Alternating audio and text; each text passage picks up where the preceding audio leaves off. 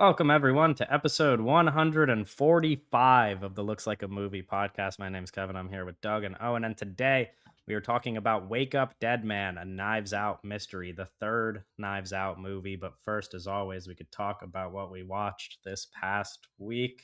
Owen, what did you watch this week? I watched this Italian movie called Etoile, which is it's Jennifer Connelly, who I don't really know what was going on, like late '80s or whatever. With Jennifer Connelly was just like doing these Italian movies. She's got a very interesting career, Hmm. that has spanned decades in various different genres, countries, you name it. Very interesting actress. How's her This is Italian? um well, she's an Oh, American she ballerina, doesn't. She doesn't speak Italian. and also the Italian movies are they're dubbed movies, Sure. so, like Okay. yeah, yeah, so, like, Sure. in the Argento movies, it's, famously, they're dubbed movies for the place you're Yeah. seeing them in, so she dubs I herself see. in American I was just in thinking English. because I saw the movie star we're going to be talking about today. I saw Josh O'Connor talking about She's his Italian? Italian the other day because he learned Yeah. Italian for La Camera, um, and No, I I mean, saw someone Italian interviewing him movies about from it. this era are very interesting with Yeah. that dubbing style. This is not as good as Phenomena, but it is pretty interesting. Like, it follows her as this American ballerina. It also is like in Hungary, confusing. There's some really gorgeous stuff in this movie. There's some performances that are interesting to say the least. Jennifer Connelly is good in it. It's nothing too crazy, but I thought it had some interesting stuff in it. And then I watched To Have and Have Not, the Howard Hawks movie. This movie, Humphrey Bogart, uh, very interesting, like, kind of backstory to this movie that I would recommend both checking this movie out and like reading more into it. It's a Ernest Hemingway adaptation, but it's kind of like when you read into it, Howard Hawks is like, "Come on, Ernest Hemingway, write me a movie." And Ernest Hemingway's like, "I'm not a screenwriter." And then Hawks is like, "Doesn't True. matter. Like, doesn't fucking matter." And he's like, "I could take your worst book and make a great movie out of it." And then that was like the challenge that kind of emerged from that. And Howard Hawks was like, "This is your worst fucking novel," and they just ripped. Basically, it's not a good, like, it's a very loose adaptation where they're taking names and kind of small bits. But it started with Howard Hawks being like, "I could make a movie out of anything you wrote. It's like doesn't really matter if it's really that good or not. I can make a good movie out of anything." And it kind of like proves that because it's a really fucking good movie. And Humphrey Bogart is like unreal. Laura Bacall is like has like the greatest. It's her first movie. They Humphrey Bogart and Lauren Bacall met on this set, and then they get married and magical. But like her introduction to this movie is like the greatest introduction to like an actress ever. And it's insane that like it's her first shot on film in like cinema history is this like one.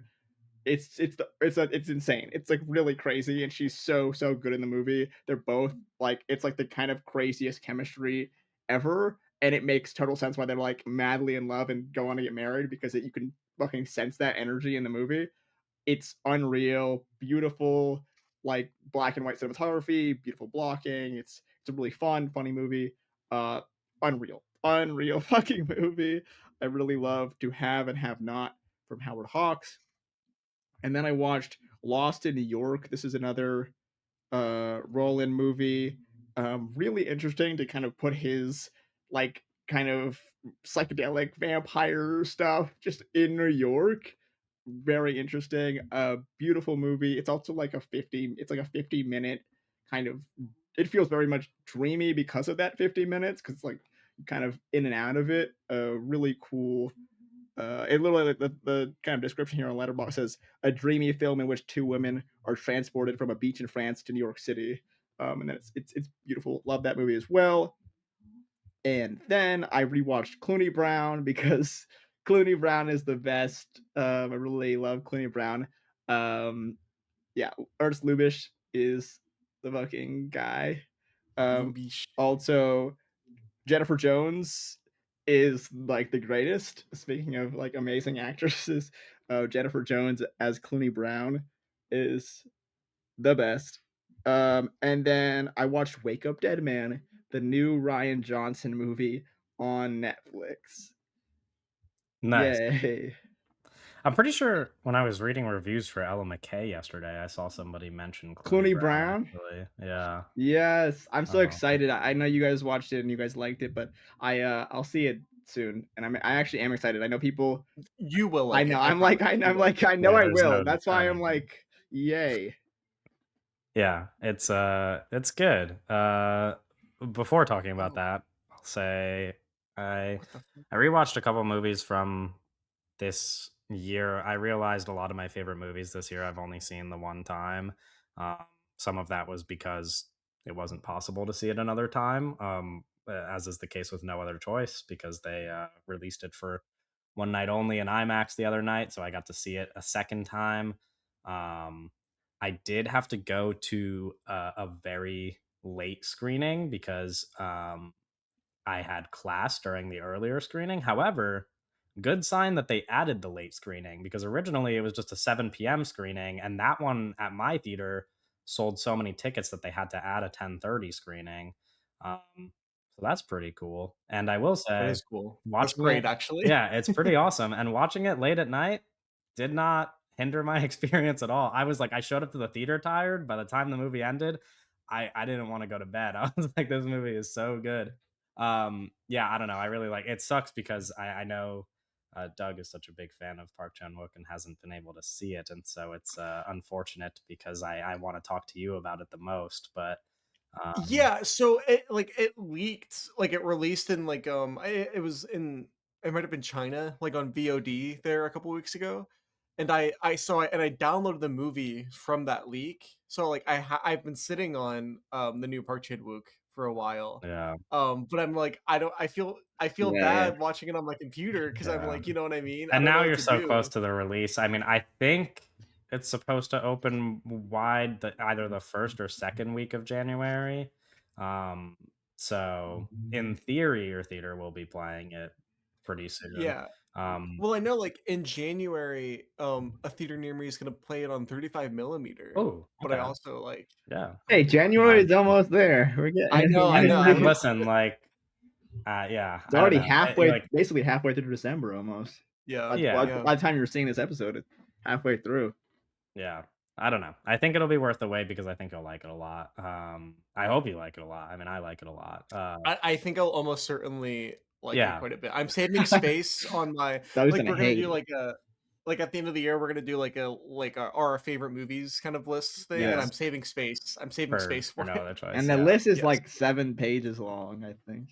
Yeah. No, I No, don't think no. we're gonna do that. No, no, no, But no. I have many plans for when we talk about the wrapped up year in a couple weeks. But yeah, it's really good. It's interesting because Owen, did you? I feel like I remember you not liking Decision to Leave that much, right? Yeah, I don't And remember too much. it's I interesting because remember this I was, movie, yeah. similarly to Decision to Leave, is like very modern and has a lot of Mhm. screens in it. And Yeah, That's what people keep Doug personally, saying. Doug People keep tweets talking about them the at me. phones. Yeah, I yeah. see Yeah. them Oh, yeah, I online. sent I some, see them yeah. online. No, they're interesting. Um, yeah, personally, I think the movie fucking rocks, and there's like That's the thing. so much of Unlike it that's most filmmakers, um, who obviously like kind of like either want to pretend like phones don't exist or like don't really know how to tackle them in a certain way. Yeah. It's like Park Chan Wook almost sees it like a Mhm. challenge, Yeah, where he's yeah, yeah, like, yeah. it's like, Addressing it head on. no, where he's like, in Park Chan Wook, he's like, obviously phones have to be in the movie Yeah. because this is how people communicate, right? That's like Mhm. how he's thinking about it. So yeah, he's like, how do I make Yeah, this yeah, like yeah. cinematic now? Because yeah, he's like, to him, it's like, oh, I can't like not put phones in the movie. It's just right. this is real life. So Yeah. it's interesting. And he does make it cinematic. And I think I texted Doug about this, but it's like it's interesting that when you like I was reading a couple of negative reviews of No Other Choice, and a lot of the most popular negative They're reviews of the like movie are like, memory phones. yeah, there's no denying the guy's the master, but it's just not for me. And I'm like everybody's kind of just like, yeah, the movie Let's see, that's like is like a perfect, kind but of it's not for lame. me. Yeah, Um, It's like I've seen some people because some people don't like Park Chan Wook, sure. but I think that even some people with maybe like decent taste that don't like Park Chan Wook, it is like a little bit like, oh yeah, he's like what he makes very difficult movies. Yeah. And it's like one of those things where it's like what's a good example? I don't know. Where some people feel like they're playing like a really great video game, but they're like, I'm not having fun. You know what I mean? Like, I don't know. Yeah, Like, Sure. Okay. all the video games. All the You're not video supposed to. games? Yeah, you're not supposed to have fun. you're not supposed to have fun. I was playing a little bit of Peak last It's night. supposed to be That game was evil. fun. Bro, Peak is Peak's so Peak's very fun. fun. I was having a good time last Oh night. my gosh. But I don't know if you guys are aware, they put Baby No Money in the game, and when you spawn What? on the island, he does a concert for you. So Oh, that makes me not want Yeah, to play wait, it, but I you're love really that game. That selling game is Peak or very right he now? fun. doesn't he doesn't have to do it. I saw on the title screen that he was in the game, and then we spawned in, and I was like, oh, like he's not here. And then my dumbass picked up like Where's the Baby No Money? yeah, Where's Making No I Money? picked What up the the hell? trumpet, and when you start playing the trumpet, a giant Baby No Money spawns in front of you and starts doing a Nice. concert. I love video That's very games. fun. So if you want to play Peak right now and you don't want to listen to Baby No Money's music, I would advise you to not play the Okay, trumpet. good note. Um, That's a good note. anyway, I also watched 28 Years Later again because there was an announcement that we probably won't touch on in the news today because we're just going to be talking about the Golden Globes. There was an announcement that the third movie in this 28 Years Later trilogy is Yeah. Oh, confirmed, even oh, though it was oh. pretty much like, I think, always Yeah, kind of guaranteed. the love. Um, but man, that movie is so good.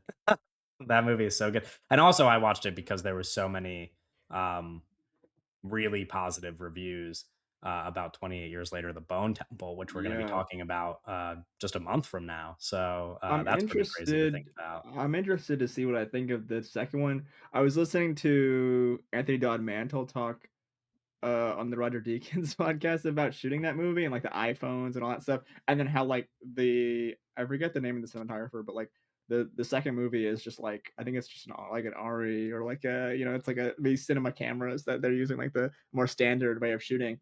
So I'm interested to see how that like movie looks and kind of in Right. comparison. Anyway, 28 Years Later, good movie. Uh, in summary. Great movie. I love 28 Years Yeah, Later. I'm Yeah, very excited for the Bone Temple. I'm very excited that the third movie is confirmed and that we can watch the Bone Temple knowing that we're gonna get the third movie. I'm very excited to see Killian Murphy yeah, return, my yeah, yeah. goat. I'm very curious, like, because my guess has always been that the way that his character is going to work is kind of like Jack O'Connell at the end of 28 Years Later, where like he shows up for the last scene and then Killian Murphy's going to show up for the last scene of the Bone Temple, I think, and then would be like one of the main Yeah. characters in the third movie. I hope that that's what's happening because that sounds fun. Maybe Um, I have no idea what the Bone Temple is going to be about. Like I have no I idea what the well, I plot Jimmy's. will is going to say be. Jimmy's. I saw some reviews mentioning like performances in the movie and they didn't mention Killian Murphy, which like makes me confident that he's just going to show up like at the end of the movie and not be Well, like Yeah, yeah, yeah. part of the reporting for the third movie getting greenlit is that Killian Murphy entered like contract negotiations. yes. Like, Yeah. yeah. So we'll see. I don't know. I hope all three movies are good. The Bone Temple fucking looks cool. I'm excited. So Even if the Bone um Temple is ass, I'm excited. yeah. I Do I we I just I'm like assuming Anthony Don Mantel's doing the like he's gonna return with the iPhones in the third movie again. Just feels kind of Well, silly that he's like for sure gonna return in the third yeah, movie I with feel like you can't do Danny like the Boyle. same kind of style. Like you have to do like a little different to make it feel like you didn't just like take a stop back, go back. Like you have to like make it like a third new fresh way to do it, which I feel like if anyone's gonna do a new fresh thing, I think it's gonna be Danny Boyle and Anthony Don Mantle with the kind of yeah. the tech they're going there. The Sean Bobbitt is shooting Yeah, the yeah, second exactly. Sean one. Bob, that's who it Yeah. was. I was like, I don't remember his name, but I remember Um, hearing it. oh, I Uh, mean, he's done some no, good movies. He's done some bad movies, but he's done some good movies. he's not some Um, random. I just it's just a I know it's not Green Yeah, iPhones yeah, and sorry, stuff I like had to that. go out mantle, sure. Anyway, another movie I watched was Persepolis. I read the graphic novel not too long ago, and I actually had to watch the movie for class, so it worked out because I wanted to watch the movie anyway. Um, but it's one of those things where when you read the book, the movie just gets worse because it's just I don't know. The way that they approached the movie was to uh combine both parts of the book instead of making two movies because it's just not the kind of thing that you make two movies for. And so each book is like 45 minutes, or not even 45 minutes of movie. No, yeah, I guess 45 minutes. I think it's a 90-minute movie. So each book is like 45 minutes of movie, which is I don't think enough time to get into any of the things that makes me like the book. Mhm. But it's still like gets the vibe of the book across, and it's still very like worth watching, I think. But I'd imagine you enjoy it more if you haven't read the book, and if you enjoy the movie, then you should read the book. Then I watched Wake Up Dead Man, and then I also like Doug watched Ella McCay. So if we want to quickly just say what we think before we Little talk Ella McCay about segment. Wake Up Dead Little. Man, then we can share very broad thoughts. They don't make him like they fucking used to anymore. That's the one element. Like seriously, this Yeah. movie's like from a different universe. Yeah, Called 2008. right. Yes. What did you think about the setting of the movie? It's funny because it's like so like inconsequential. Like it doesn't Yeah. really matter that it Yeah, it takes kind of place in doesn't. 2008 at all. It's literally just a way for there not to be smartphones in the movie, I guess. And like Sure. it's like I guess like it is you know what? I think maybe not that it's inconsequential because I think that you know what? Okay. The setting of it being 2008 is interesting, I guess, because it allows James L. Brooks to talk with a bit more authority about a world and about a United States that he maybe understands a little bit more deeply and that is Sure. maybe a little bit more simple to him than if he were to set it in 2025, Yeah. right? I did get a good laugh out of when they like avoid like specific indicators where like Jamie Lee Curtis talks to her and she's like, "You're gonna be the governor of the state you were born in." That was so funny. That was so funny because it's like where does this take place? Like who knows? Houston, not Low key, there were California. moments where I was like, "Is this in New Jersey?" But then No, there so I was were also thinking that. like it kind of can Where be. do we know where they shot it or no? No, I'm not sure. Let's see. But it kind of definitely can be New Rhode Jersey. It gives me Island. like Every oh, Rhode Island they would Oh, shot also be something. 900 movies in Rhode Island recently. I don't know what's I going was on. gonna say it definitely has a northeast vibe to it. Like if it's mhm. not New Jersey, it's probably not far from New Yeah, I Jersey. was thinking like, oh, is this like Um, New York? Are they in New York State? yeah, well, Like, New York, I yeah, just feel like would have been like I don't know. There are like certain things they say where I'm like, oh well, she's just not gonna be like the governor of New York. Like it's like right. it feels too grand. I'm like Rhode Island makes a lot more sense. Yeah. But still, yeah, I don't know. The movie's just really fucking sincere, dude. I cried so many times. I I was so filled with joy while watching the Yes, movie. I felt It's so tough. good. I almost wanted to rate it even higher, but it's hard to like compare because I'm comparing like my pure like visceral like emotional experience while watching it to like other movies that came out this year. Like for like 28 years later, right? Is another one where Yeah. I was so like I felt so like good in the theater while watching it, and it's like Ellen McCay is kind of like that where it's just like oh man, it's like I felt that way because it's so sweet. You know, this movie's not like great. Like I love 20 Years Later because it is so like it's like wow, I've never seen a movie like this before in some ways, right? And that made me Yeah, feel real, and it's also incredibly sincere, so it made me right. feel this type of way. Ellen McKay, it's like I have seen movies like this You've before. seen a It's just lot they of don't them. make them. Yeah, Yeah, they just yeah. don't do that though. This is like Ellen McKay is probably going to be the last movie ever that is like this. Like this is it. Yeah, Like this is yeah, like yeah. the footnote. Um, Yeah, and it's like it's crazy, like how well I was trying. I don't really care to try to figure out why people hate it so much, but also it's like it's crazy that people do when it's the kind of movie that they like ask for. They're like, "Oh, they should make like they should make movies like this again." And then they make one and everybody's like not even willing to like enjoy it. Yeah, they're not When it's even doing going to the theater. exactly like yeah, and it's doing exactly like what they asked it to do. And I think people just like hate like opening their hearts to Well, yeah, it's like you got to open your heart a little bit, like I and think you also just like, have to like be willing. uh, I don't know. Like it's like why just I think this one's for the sincere yeah, cinephiles. not just Yeah, that, but it's like I think people have been like so like battered by fucking everything that the world is now that they just like can't picture just like something being nice and normal, you know? Like yeah, I it's just just like a nice and normal movie. Yeah, and I don't think like and yeah, I get that it's like set in the world of politics and so it's hard to like not have like this immediate take of like, oh, this is, blah blah blah, whatever. But like I don't know, man. Like I don't think it's that serious. Like I kind well, of yeah, because the movie's about like Ella McCay is like the one good politician in Washington, and yeah. Ella McCay is like it's so funny. So James L. Brooks, like legendary producer, legendary writer producer who Mhm. also directed not very many movies, but like the few like he's directed some really iconic movies like Broadcast News Yeah. and As Good as It Gets and Spanglish, Spanglish. if you like, depending on Spanglish! who, Come yeah, depending on on, who come you ask. on.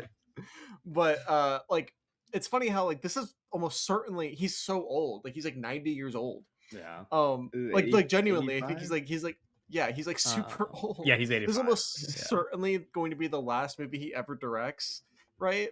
And it's like, oh, what is his grand statement that he's making, right? At like the end of his life, like what is this grand statement that he's like coming at back and like one last movie he's getting off the ground, and it's that, oh, people are generally nice, and Yeah, it's like I and kind like of love everything's it. gonna be okay. Like, And I really don't think I think because of that, I just like I don't think that the politics of the movie are that bad. Like I think actually like people need to be more normal and everything the movie's saying kind of makes sense.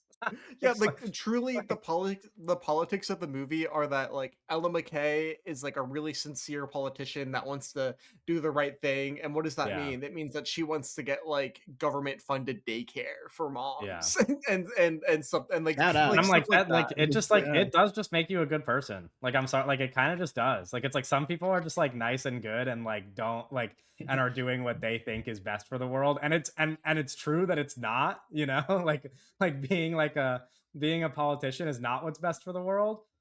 But like Yeah, no, it's who, you not. know what I mean? But it's like I don't like who I don't care. Like I just like yeah, people are kind of just nice and good. A lot of them, you And know? and I love like her like Disney villain, like cartoonishly evil husband. Yeah. Like Yeah. like Well, so also, crazy. yeah, there's also a fucking a very cartoonish other antagonist. Antagonist might not even be the right word for what Woody Harrelson's doing. He's just like, Oh yeah, Woody Harrelson. He's funny. He's yeah, just like a he's shitty funny. guy. He's just like Yeah. He just and sucks. then He's like, let's not maybe spoil a movie that people haven't even nobody fucking watched it. So I don't want to get into no, that too yeah, I much don't think we're because not spoiling anything. It's yeah, but I want Everybody yeah, go see it. I no, hope that everybody us go see like it. giving a positive review to this very negatively reviewed movie motivates some of you who hadn't even considered seeing it this weekend to go out and watch it. Watch it with your families. Like most Yeah, people's parents would probably eat this shit up. that's the thing. I think like most normal people really love it. My thing also is like I understand that I'm You in a gotta stop cinephile just saying minority, normal. where like people don't like Jamie Lee Curtis anymore, and Yes, I understand that's that she's true. like kind of like not a good person. Yeah. I love her as a performer. I like seeing Okay. her in You movies know like what? quite a bit. I I think she's great in recently this movie. I think she's great. I still stand on it. She's my favorite performance in Everything Everywhere All at Once. okay. I said I that think that's a little crazy. before. I think But that like people don't like that, but I think she's Wow. really great in I movies. think I that's think a she's little great in crazy. Knives Out. But Like no, she is good at Knives Out. Nice. I also like yes, recently I think both the mix of her politics and her showing up in The Bear have made me sour on her completely. There. But uh I like she just like she just changed my mind in this movie, you know? Like, it's like No, that's she's so the good in movie this the movie movie. is so good that people that I've never had feelings for, like, I want to, like, give them a like, Kumail Yeah. Nanjiani, who I've literally, like, Oh, never cared he's about in so my life. fun. I like Dude, him. I wanna give him the biggest hug in the world. I'm like, "This movie is so sweet." Like, it's Yeah, like this is the first time I've seen buff Kumail Nanjiani, and I'm like, yeah, bro, this is perfect for you. You're perfect as like the buff silly guy. yeah. This is like The amazing Eternals. redemption from No, Eternals. I mean, to be Amazing fair, I from did like him a Eternals. lot back I did like him a lot back in The Big Sick, but then But he That's that a was good pre-buff. That good was that was movie, pre-buff yeah. pre-buff. though. Yes, yes. Pre-buff, He did a yes. little bit of a turn, and I was like, "I don't know if I care about this guy," and then he shows up in this movie, and I'm like, "Man, I kinda love this guy." It's like the perfect role for him, which might be like disrespectful because it's like he's like the fifth character in the He's not I don't movie. even think he's the 5th. I think he's like Yeah, the he's the like there's so 7th. many. Yeah. He's around the whole time, but like there's so many more major guys. Yeah, He has an there's arc. That's the thing. Everybody, Ella McCay has an arc with like the movie sets up a bunch of characters, and Ella McCay has like a full arc with all of them. yeah. It's like very, it's very It's cute. pretty The more wonderful. I think about it, Yeah. it's kind of actually very impressive that James L. Brooks in this period of his life and this period of his career where his name is perhaps not the same that it used to be, able No, to no. get this ensemble of Yeah. names. I mean, it's so you see it so often with filmmakers falling out of fashion, especially as they age, to be 85 and not make a movie in fucking who knows how long, and then come Yeah. out with, you're talking about Nanjiani, but like he's that's a name, and No, to he's get that guy famous. Yeah. down the board is very impressive to build this roster. Yeah. I mean, Um, Io Edebiri. yeah. Fuck, is that you saying your name? Yes. Yeah. Okay, sorry. I Debris, feel but like close it's not enough, a bit. yeah. I Um, believe it's a debris, but Edebri. She is in the movie for one scene. I don't think it's a spoiler to say that she's in the Okay. movie for one scene. technically it's like 2, but, like, she doesn't talk in the second It's one. like 1.5 scenes. Sure, It's like, yeah. Yeah. but she's like super Oh yeah. really incredible performance. I Oh, It's like like, okay. so great. unbelievable kind of and, I will say, last night I was talking to a friend of the pod and friend of ours, Aiden, and I mentioned that, uh, like, I I have been on the Emma Mackey train as a sex education fan Yeah. from the beginning, and a lot of people from that show are finding success, right? Like Amy Lou Wood, for example, was just in The White Lotus. Like they're, Nakuti Gatwa was Doctor Who. Yeah. Like people are finding success off that show. But when you watch that show, it is like very clear that Emma Mackey is the one in that show who is meant to be like a movie star. And not to like sound crazy, this is one of my favorite performances of the year. Like she is Yes, so Wow. yes, she it is is. so Wow. good in this No, movie. it's so good. I feel fucking crazy because like Ella McCay was like a little bit of a meme, right? I Sure. don't think it was like means it wasn't like oh Ella McCay's stupid or anything. Yeah. I think it was like people that were like sincerely Well, like it's excited Jay and wanted Kelly, to Emma see it. Yes, it's Jay McCay, Kelly, Marty yeah, yeah. Supreme. Ella We're McCay. we're getting these characters, right, that Right. exist in our Well, world. Marty Supreme was like it's like based on a real guy, right? Or it is a real guy. No. No, Is it not based on a real table tennis player? No. no. A table tennis player has never been on the cover of a Wheaties box. No, That's I'm pretty it's sure like it's a based fake. on a It's real like player. no. It's like the fake biopic. Yeah, it's a fake biopic. It's like Okay. Forrest Gump. It's like Loosely based on the real life story of Marty Reisman. no, but it's like But that's loosely. not. It's like it's Sure, like but we're like I'm talking, saying, it's like a talking very loosely. Jay Kelly, loosely Sure. based off George Clooney. Sure, yeah. It doesn't like negate my point though. I didn't know. I know it's Ella not a McCay. biopic of the guy. I said it was based on a guy. It's Everything's true. based Yeah, on but he the had a guy. guy named Marty Supreme though. sure, but it's like never mind. Whatever. Just fucking keep talking. What were you saying? Because you guys are being annoying now. Go.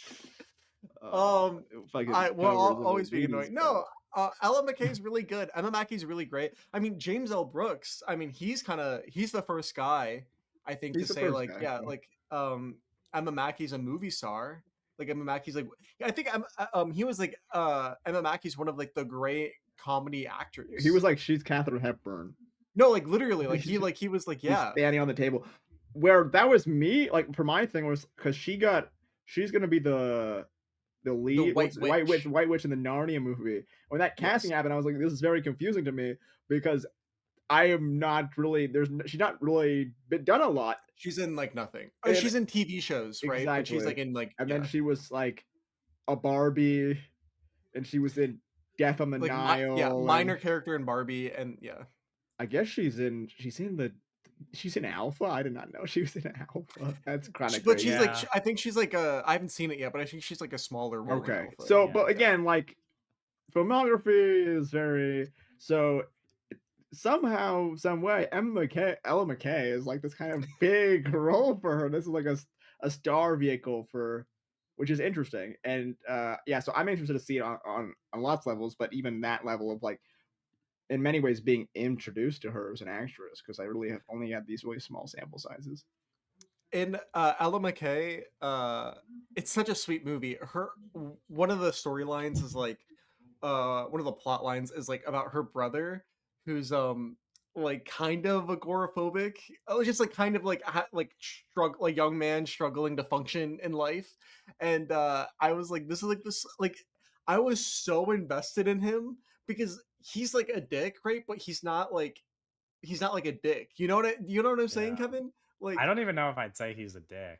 I feel like well, but like he doesn't call his sister back. Like he's not checking in on sure, like but a you lot of it know is just like like, yeah, I don't know. I think the movie creates a lot of empathy for him. I feel like yes, that's what I'm saying. I felt like yeah. so yeah. I I would watch a full movie just about him. Like I yeah. would watch the whole movie I'm from gonna his be perspective. honest. There is a scene involving him that I won't spoil. Actually, there's technically like two between him and Emma Mackey, but then also between him and another character. Both of which is like the hardest I've smiled in a movie theater all No, yeah. year. I Oh my god. like kind of I'm the gonna sweetest cry thing in the thinking about it. It is world. so it's the sweetest thing in the whole world. When again, we're not spoiling it, but when he has like his like big moment with that the other character that isn't Ella McCay, right? And Yes. it's like it's like kind of like their moment, and I'm like, oh my god, this is like I'm like so giddy. I'm like, this is real life. This is real Yeah. shit. That's It's like incredible. it's like really beautiful. And I will say I felt that way about almost every single scene in the movie between like two characters. Like anytime there's a scene in the movie that is like two characters having a moment, they all like work. Like the movie opens and she has to like get her brother to leave the room because they're talking about something very serious and she has like a younger brother and then her brother like eventually doesn't want to leave the room. So she goes and like opens up a dictionary and teaches him what trauma means in the dictionary. Oh yeah, And she's like, you don't want this to happen to you, right? And it is like I like started yeah. crying, and then like every Oh. scene after that, it just like all of it works. Like No, anytime like the it's yeah, the full setup of what you're saying is so like it's like this is like throughout the whole movie. There's like this like intense, intense earnestness, like intense, like beauty radiating throughout the whole thing. Where it's like he like Ella McCay says we can't go. Her little brother, who's like a little kid, is like no, I want to go though, and she's like um do you know what a traumatic experience is? And the brother is like, yes. And then she like gets super serious and is like, never pretend like you know something when you don't. Ever. 'Cause that's the only way you will never learn anything. And then he like she carries him to the dictionary and the reads it's like that's so yeah. crazy. This It's is so beautiful. fucking And the whole awesome. movie's like that. Yeah. Like, Yeah, there's just and like a million scenes where like two characters are just like, "I love you." And I'm like, "Yeah. Yeah, yeah, they do." You know? It's really sweet. Um, yeah, everybody should go watch yeah. Ellen McKay. Yeah, go Uh, watch Ellen McCay. Shout out Rebecca Hall, who's also in the movie for 3 minutes. yes. Yeah, that's what that was kind of the when you were talking about the star-studded cast, I was like, "Yeah, there's big actors who are just like barely in the movie." I mean, Rebecca Hall is really barely in the movie. It's just kind of crazy. Anyway, let's talk about Wake Up Dead Man, the third Knives Out movie. Um, I guess we can begin by quickly recapping how we feel about the previous two Knives Out movies, Yeah. also both directed by Ryan Johnson. Um, whoa. Oh, Uh, you sound so loud. I do. No, Owen does. Oh, You don't think so? Does he not laugh to you? I don't know. It sounds normal to me. Okay. He's not even making noise right now. Anyway, you're gonna Hello? have fun. You're gonna have fun editing this episode. Uh, I'll go first. I really like the first Knives Out movie. I enjoy that movie a lot. I enjoyed seeing it in theaters the first time, and I enjoyed watching it the subsequent times with different groups of people, whether that be family or friends. I think it is a great movie to put on when you want to just like watch something cozy with people who you like, and then the second movie is kind of like not that at all. And personally, like I know some people like really hate Glass Onion. I don't really hate Glass Onion. I think it's pretty funny Owen at hates times. Glass Onion. Yeah, Owen hates it. I think it's pretty funny sometimes. I don't think that it has like any of the markers of what I like so much about the first movie. And so it's kind of a step down in every way, but I think it's like I think like the core like premise of these movies is enough for me to like bare minimum like any of them.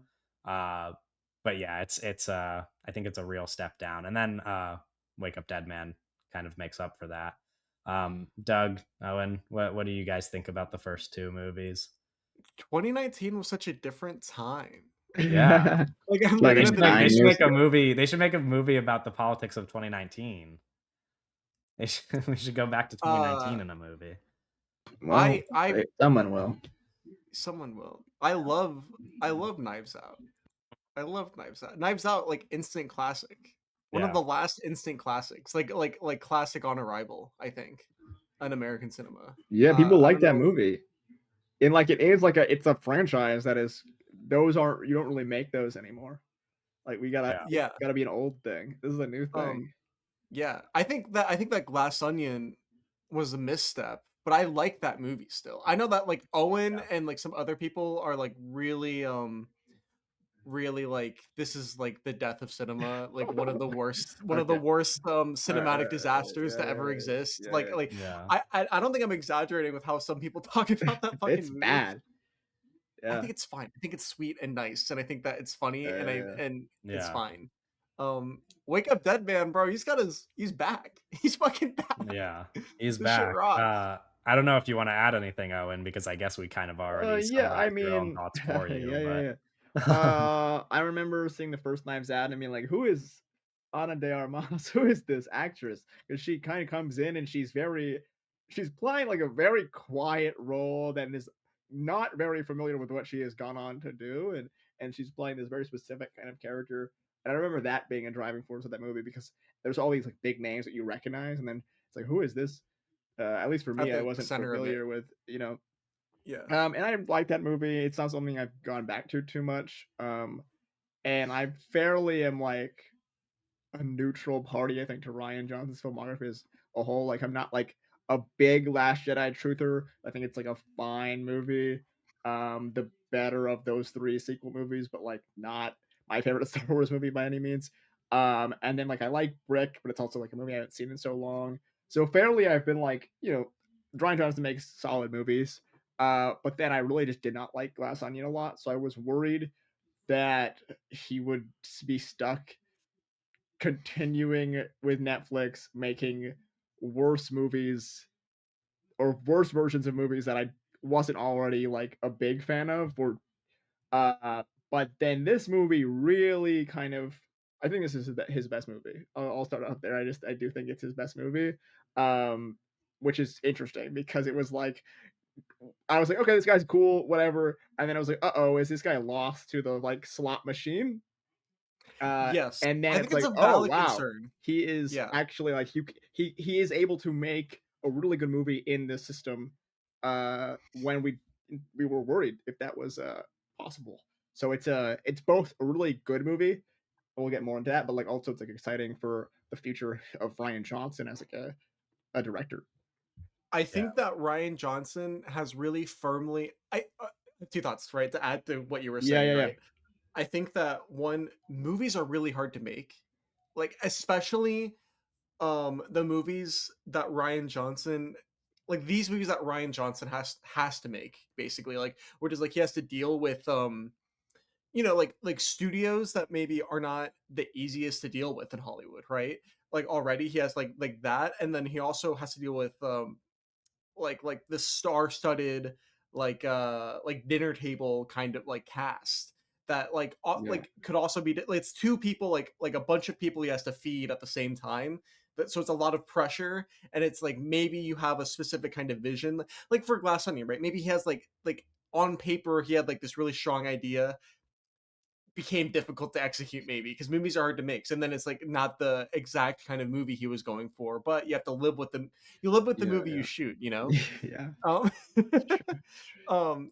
but I think like with After Wake Up Dead Man, he's reclaimed like authority, I think, a little bit over his work and Yeah. like as a filmmaker, regained a lot of trust from everybody, like both like studios and actors and everybody, and like the audience now for you saying this is the best movie. I think Yeah. that Yeah. it's Yeah. very lots of confidence in Ryan Johnson, Mhm. just overall now. Yeah, and he's always been talented. It's just it's tough. It's tough to continue. It's tough to make a good movie. You say it's tough to continue to make good movies over and over and over again, Right. especially when you're doing this kind of like you've made this formula of a movie, and you're like, okay, now you got to replicate it. You got to do it again. It's like you do this fucking magic trick. You do this fucking act of like insanity, and everyone's like, oh, it's a classic. I mean, Yeah, for decades, it was like you can't make a good sequel. That was just like the thing that everyone believed in. Like you just can't make a good sequel. And as time has gone on, people have been able to make good sequels. But like, there's a reason why it was just a thing. Where it was like, oh, sequels are bad because it's hard. it's It's fuck to do. I'm gonna get a little emotional actually, even like talking about it. I think that Knives Out is a mere like it's Knives Out is really special in a way that I think most people don't recognize.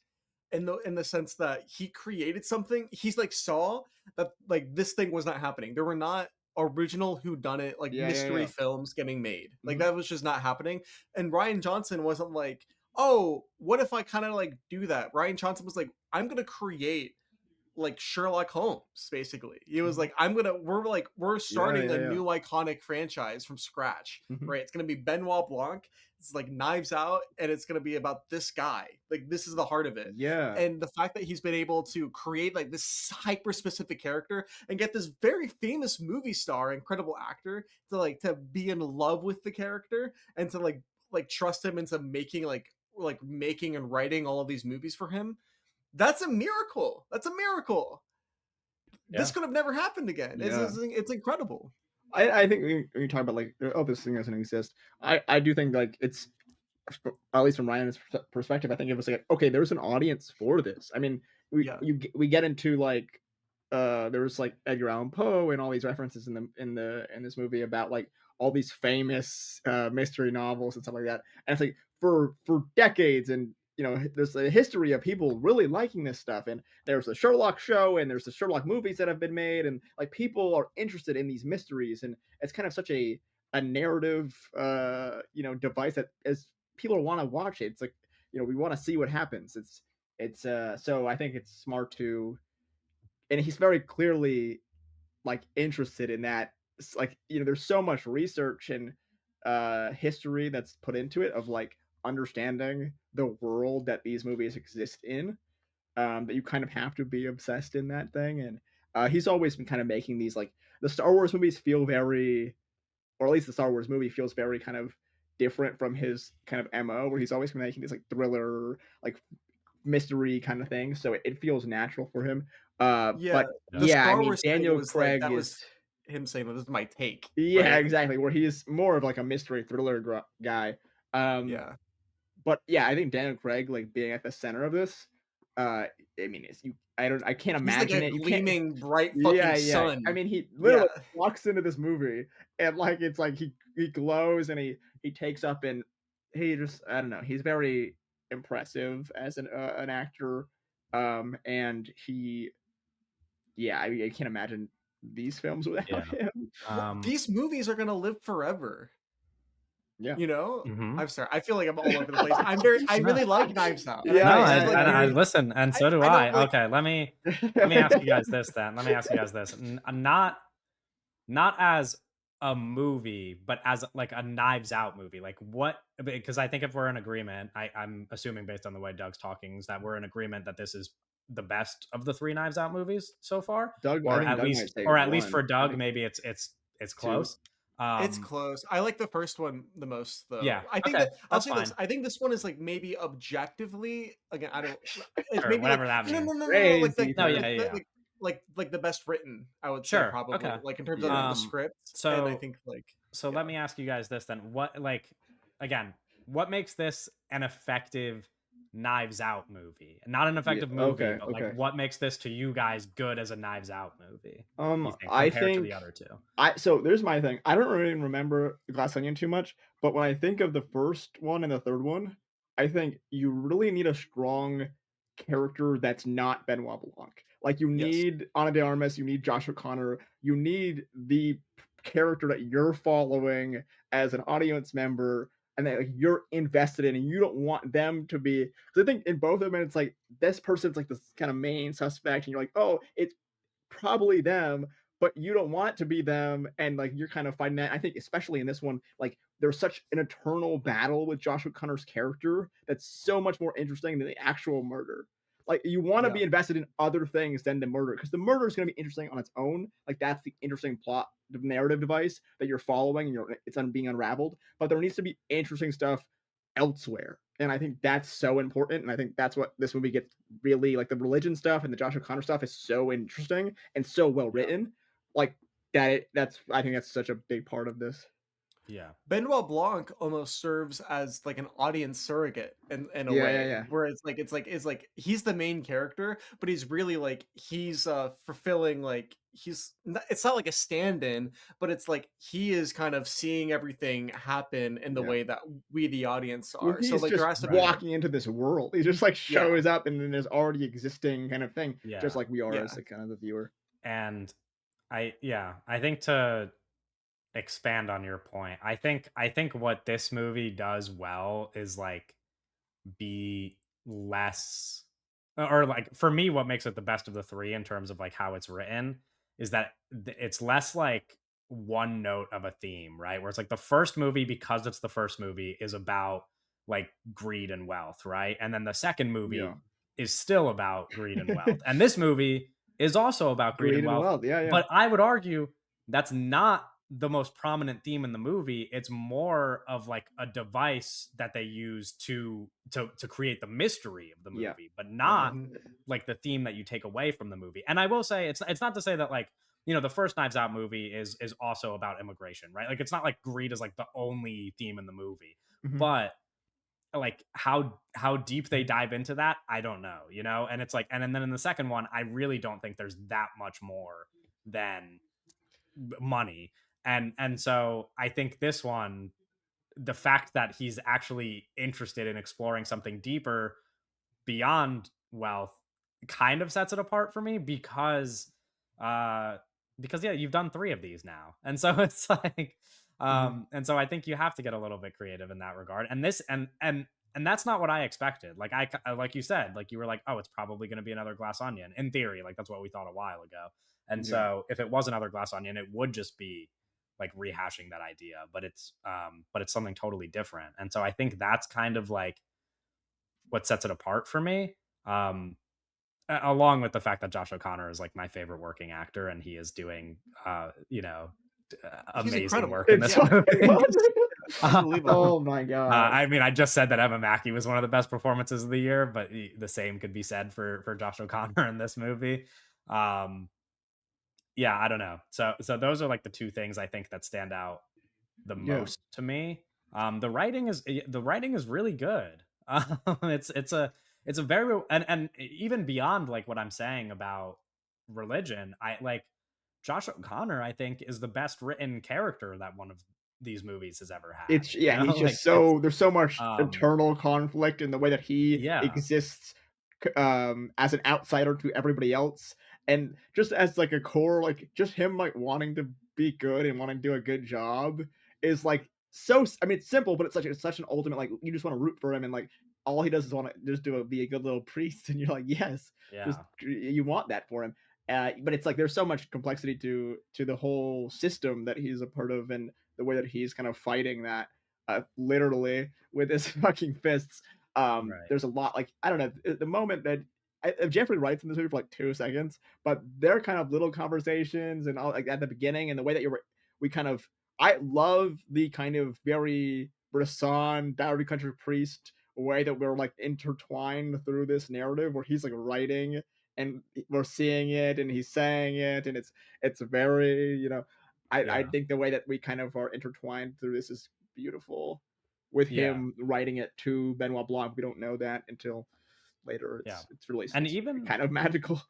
I'd even add, like, I on the subject of the actual whodunit itself, I think it's very well written. I mean, this is not like an Yes. easy thing to pull off. Like, it's like I No, think no. people No, yeah, yeah. think it might be because they're like in your There's head, a you're like, oh, you can formula. take it anywhere, right? But the way that he like layers You the have to plot reverse engineer is, these things, and it's yes, it is complicated, like yeah. it is like a real task, and like it is great. And I mean, my favorite That's kinda thing, what I mean when I say it's, like, the best written, I think. Oh, maybe from yes, an objective, that's what I was trying to say, like, I think the sure, structure of the whodunit mystery in this one is yeah, very impressive.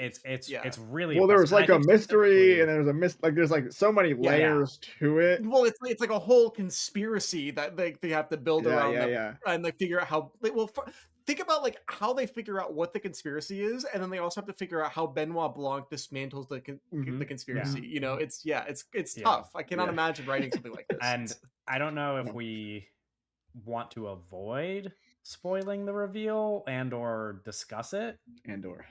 but And/or and or I think, Um, like, this is maybe, like, we usually don't like, we usually do spoilers. I don't think we yes, have but you to. I don't think think you we want to have to avoid it, because, like, yeah. this is, like, this is kind of, like, not the whole movie, but a big part of the movie is, like, not, Yeah. you know. Okay, so Yeah. I'll say this then. I think what I can appreciate about a good whodunit is like when early into the movie you really think you know where it's going, and then it takes that and it's like part that, but part something that you could like never have imagined, you know? And I think this movie does that really Yeah. well, where there is something that happens early in this movie. There are a couple things that happen early in this movie where I was like, oh, I'm, like, not to be that guy, because I'm not good at predicting Yeah, things yeah, usually. So yeah. I was like, it happens early in the movie, and I'm like, oh, that feels a little bit too easy. You know what I mean? I'm like, this is like, duh, the movie's Yeah. gonna go there. And then the movie does go there,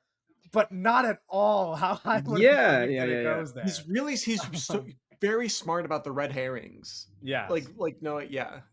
Yeah. Yeah, I Um, think it's like if you, even if you were like, "Oh, that's what I think it's gonna be," you're never gonna be able to predict how, so it doesn't really matter if you predict who, because the There's no how way to, is the like, draw the interesting line. part. There's no way to, like, map Yeah, it yeah, out. You're yeah. just like, you can't do that unless you're the person who wrote it, And you there's Because know? like it's also like think about like a detective, right? If you're like Benoit Blanc, he could like kind of predict who it is, but it doesn't matter if you Right. know.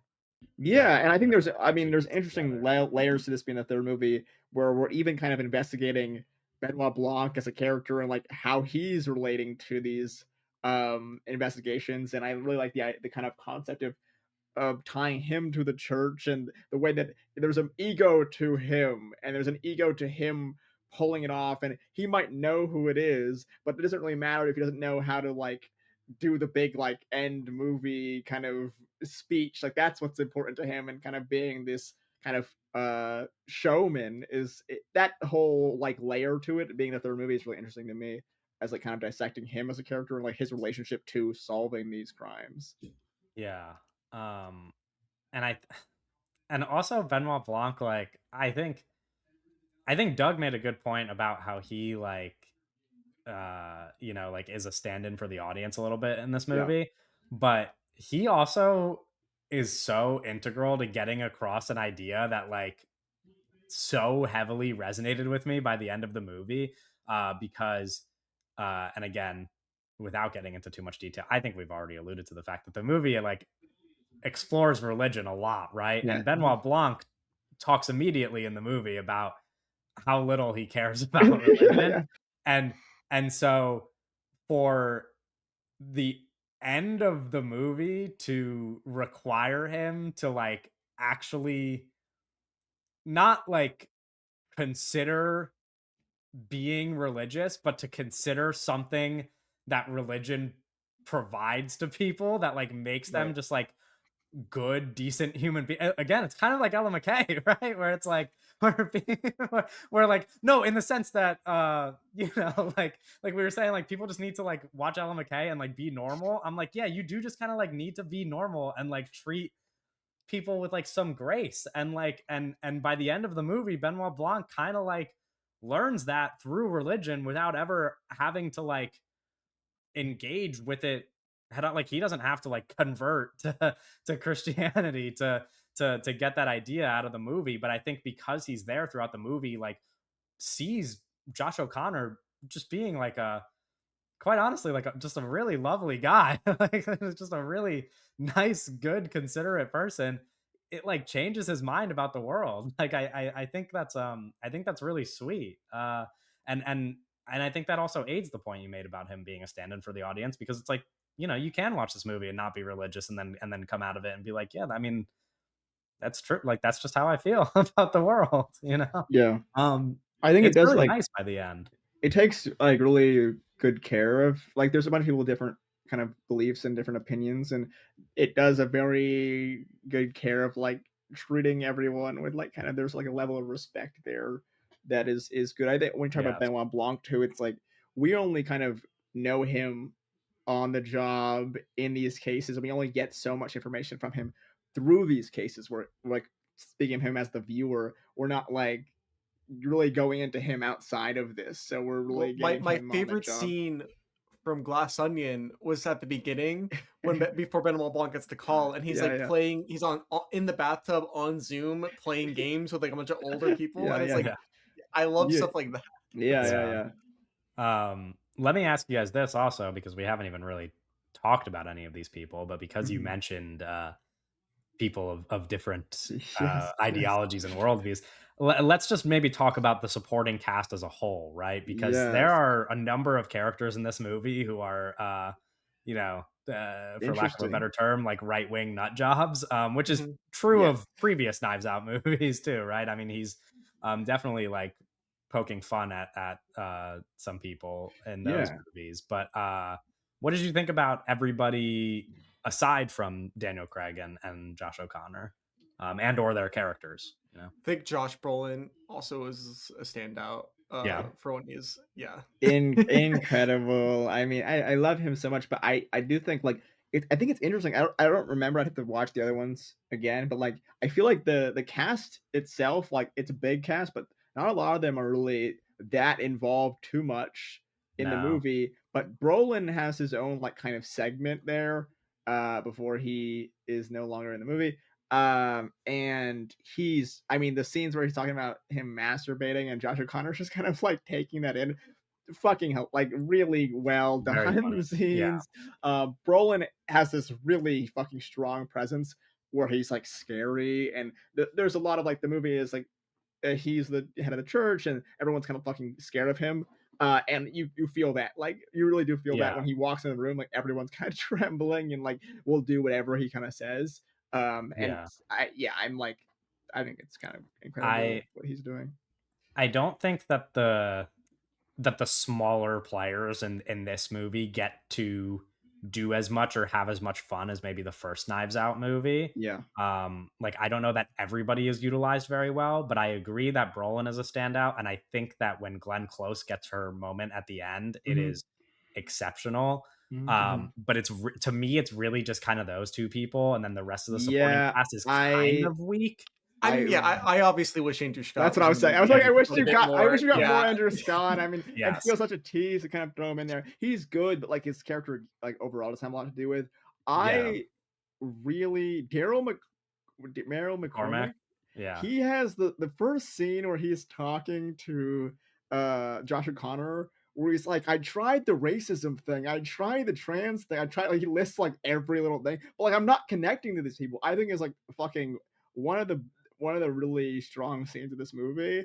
Like, and I just think that it really stuck with me, where he's like listing off all these, like he's trying to be this like politician, and he's like a real fucking asshole, and he's having this conversation with Josh O'Connor, who's this priest who's really trying to connect with people on like this ground level, and he's like, this is like the nicest guy with like the worst guy, and they're having this conversation. I think is so funny. And then he goes on to like he's saying like Dr. Connor's like we gotta go back to the fundamentals, and he's like I forget what he says. It's all, but I don't want to like Yeah. misquote it. But that whole sequence right there, I think Daryl has some funny scenes where he's always like carrying around the fucking iPhone and the like thing. Yeah. He's got some good stuff to do. I think he does a good job. But I think specifically that like first scene where he's with Josh O'Connor, I think is really funny and really well written, more even than the performance. But I think he does a good job with the performance as well. Yeah. It's it's interesting that like a number of the people cast into those, not Andrew Scott, of course, but a number of the people cast into those roles like have some controversy Yeah, surrounding yeah, yeah, them. yeah. I mean, Daryl McCormack is he also kind of just like it seems I saw somebody tweet about it, but it's just like he's very much just like literally playing Christian Walker. But then also in real life, there was like controversy with Daryl McCormack because Yeah, he yeah. liked Andrew Tate's like tweets. Maybe And Oh he my was god, just I he didn't was know just about that. I he was believe just Jordan doing Peterson's research tweets as on well. He was Yeah, doing no, I research mean on now that I'm watching the movie, I'm like, wait a second. Yeah, yeah, But yeah. but no, yeah. So it's like Did he make a interesting that statement that on happened. that? Did he ever like be I like, don't think he did. I don't think he okay, was a big enough actor for like anybody to give a shit, and he just kept got getting you. cast and stuff. And so I don't know that it's Yeah, mattered, but it's you know it's yeah, very yeah, yeah. interesting that he plays this character. Um, Um, Jeremy Renner has a moment on the couch where he's where he's like, "What the playing fuck does himself. anything even mean, man?" Like, it's like I think there's a lightning in the bottle kind of like where he's rationalizing like bullshit that is really funny. But then he's kind of like just drunk and Yeah, the he's rest kind of of the just movie is bad for gonna the rest of the movie. yeah, it's like Bad's but there's a probably like an moment. There's a overstatement, but moment where I'm like, that is like kind of genius. No, Jeremy Renner is really good in general. He just has like a terrible fucking career. yeah. But he's like obviously And like a good actor. recently he's like one of the fucking worst people alive. So Yeah, that yeah, definitely yeah, yeah yeah. makes it weird to see that character on screen. I'll say I kind of like you already kind of mentioned it, but I feel like beyond like those main four people that I thought were good, like low key, my next favorite supporting performance was Jeffrey Wright and like the two scenes that That's he's in. what hey, he's Like, really I wish I he mean, was in the I've movie more kind of 'cause felt this he's way about really Jeffrey Wright fucking good forever, in those but scenes. I love him. yeah. But, like, yeah, like, Kaylee Spaney says, like, 2 words, like, Oh yeah, she's just like Mila pretty much Kunis nothing does but nothing. Thomas Hayden Church, I think, is good, but, like, he's not in the movie.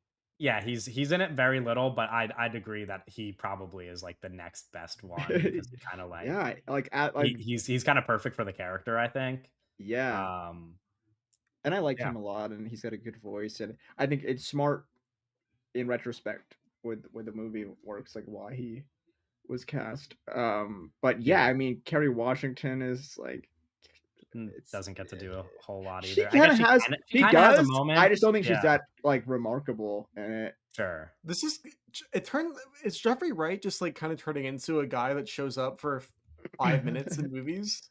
Well, I You mean, know, like like he did like lead American Fiction like just a few years. You know, I don't think that Jeffrey Wright is ever that's going to true. like lead big movies. I think he's kind of always been like a supporting actor, but He's very Yeah. you talented. know, But he he's Very so talented. good. Very yeah, He talented. I like think Jeffrey yeah. Wright's like one of the best actors alive. I mean, like I No, adore yeah, him. I think we think we've said as much on the show Yeah, before. yeah. I mean, Yeah. I think he's terrific. So Yeah, yeah, yeah, yeah. but it's not. Yeah, he's not exactly like gonna get a ton of Really projects. good Like, in Lady in the Water. Great okay, yeah, performance. Yeah, yeah, young Jeffrey Wright. He's really good in that movie. But yeah, I mean, he's been in Highest to Lowest this years, of course, and as much as many other films in the past few years. At the Game Awards. He was at the he was Game at the Awards. Game Awards. Yeah, Yeah, he was at the he Game did present an Awards. award at the Game Awards with his Wow. Yeah. son too, which Yeah, is with his kind of son. crazy. And Because really, he's in the game Dispatch. Well, he's in the game Dispatch and he's also in the Last of Us show. yes, Also in Okay. the Last of Us show for like 10 minutes. He's barely in the show yeah. at And all. and also, I think Doug and I talked about this on the podcast when we were doing TV episodes for that show. He shows up and he's just like amazing. I mean, that's probably what you're Yeah, referring to when I talked about how much I like Jeffrey Wright, because when he shows yeah, up in that show, I was just like, yeah, I mean, he's one of the best actors alive. There's no yeah. like, there's no Yep. doubting it. But He's he's like very. barely in it.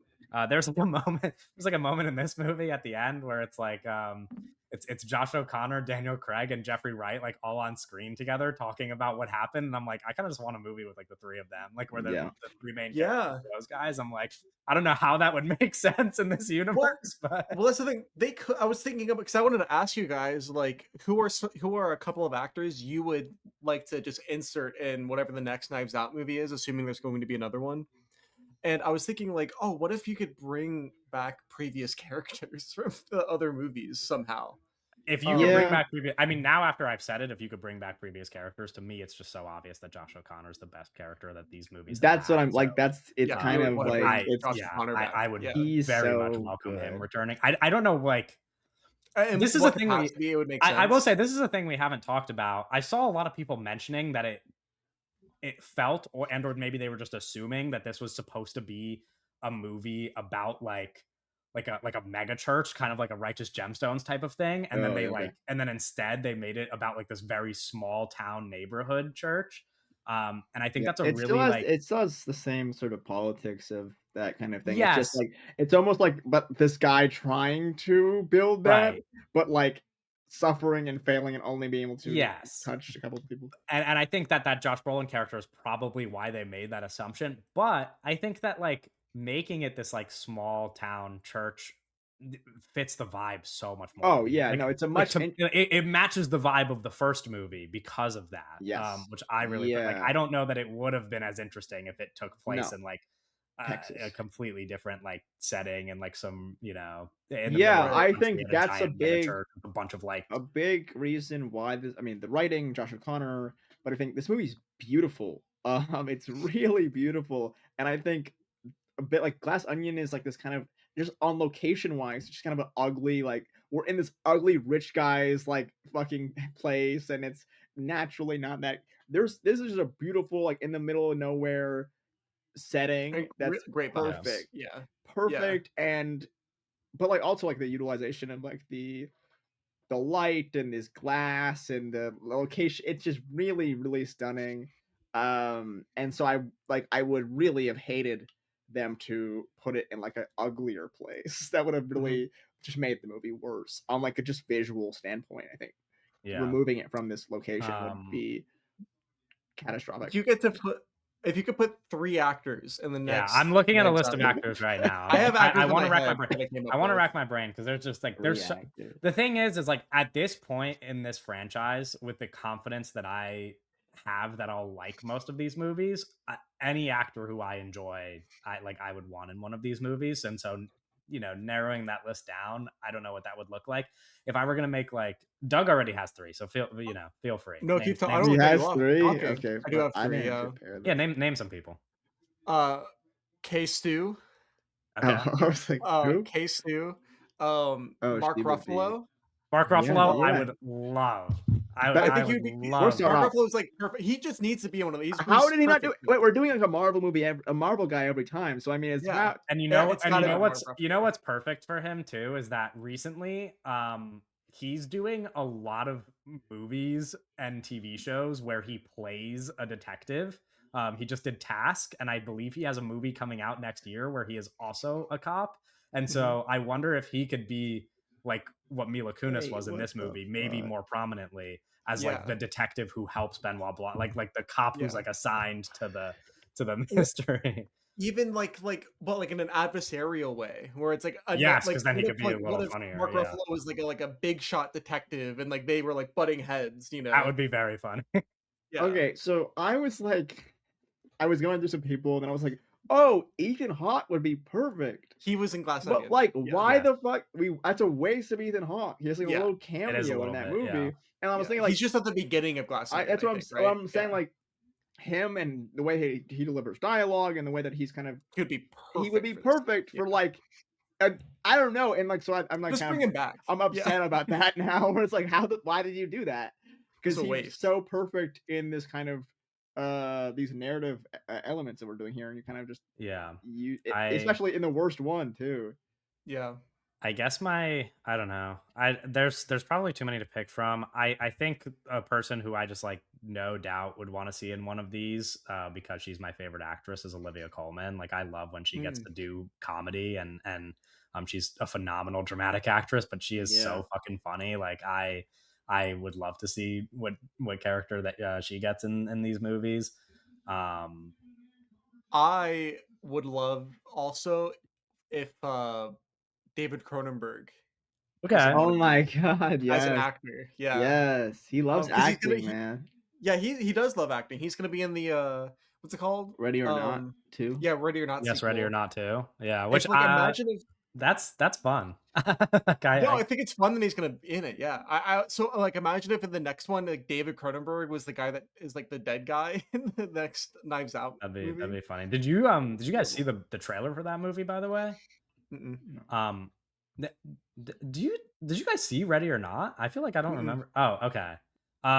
Something interesting about this trailer that is like kind of crazy plot wise is that you guys know like the premise of Ready or Not, right? That she like has to survive this kind of Yeah, like the family's trying to kill her it or something. yes, yes, Yeah. and she has to, like, survive this night, and, spoiler alert, skip forward 10 seconds, uh, she survives, because they wouldn't be making a second movie if she didn't, and what I didn't imagine about the second movie is that the second movie takes place immediately after the first movie. So she survives the night of this family trying to kill her, and then right after she survives that night, she gets kidnapped again to have to immediately then again survive like a whole different group of people trying to kill her.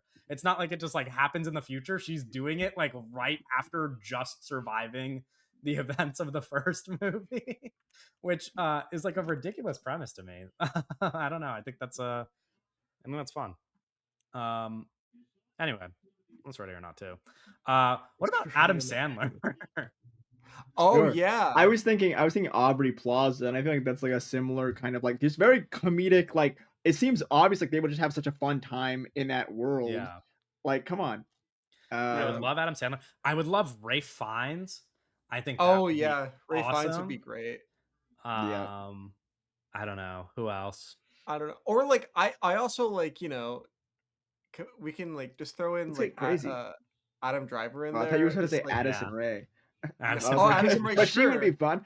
She would be But great. that's the thing. I think the way that these movies work, like you kind of can really get crazy with it. And I think Yeah. the this movie's a Yeah. little safe with the cast, but like in terms of like you're kind of just bringing in these like very eccentric characters that don't have to do too much, but can kind of like just exist as like I mean, maybe they could do You it. know I don't what? know. Put Sure. the Janelle Rock in it. Monáe and Put the Rock in the yeah, I movie. mean Dave Bautista was in the last one. Janelle Yeah. Monáe and Brendan Madeline Fraser. Pine were in the last one. Like, yeah, you could do yeah. I Brendan like. I've Fraser. been thinking about a lot about Brendan Fraser recently, and like how like he's kind of like come back into it, but I feel like he still hasn't gotten like the role yet. I know we did the whale thing and whatever, but like Rental Family and whatever we're doing, but like I still like I'm interested in him as an actor.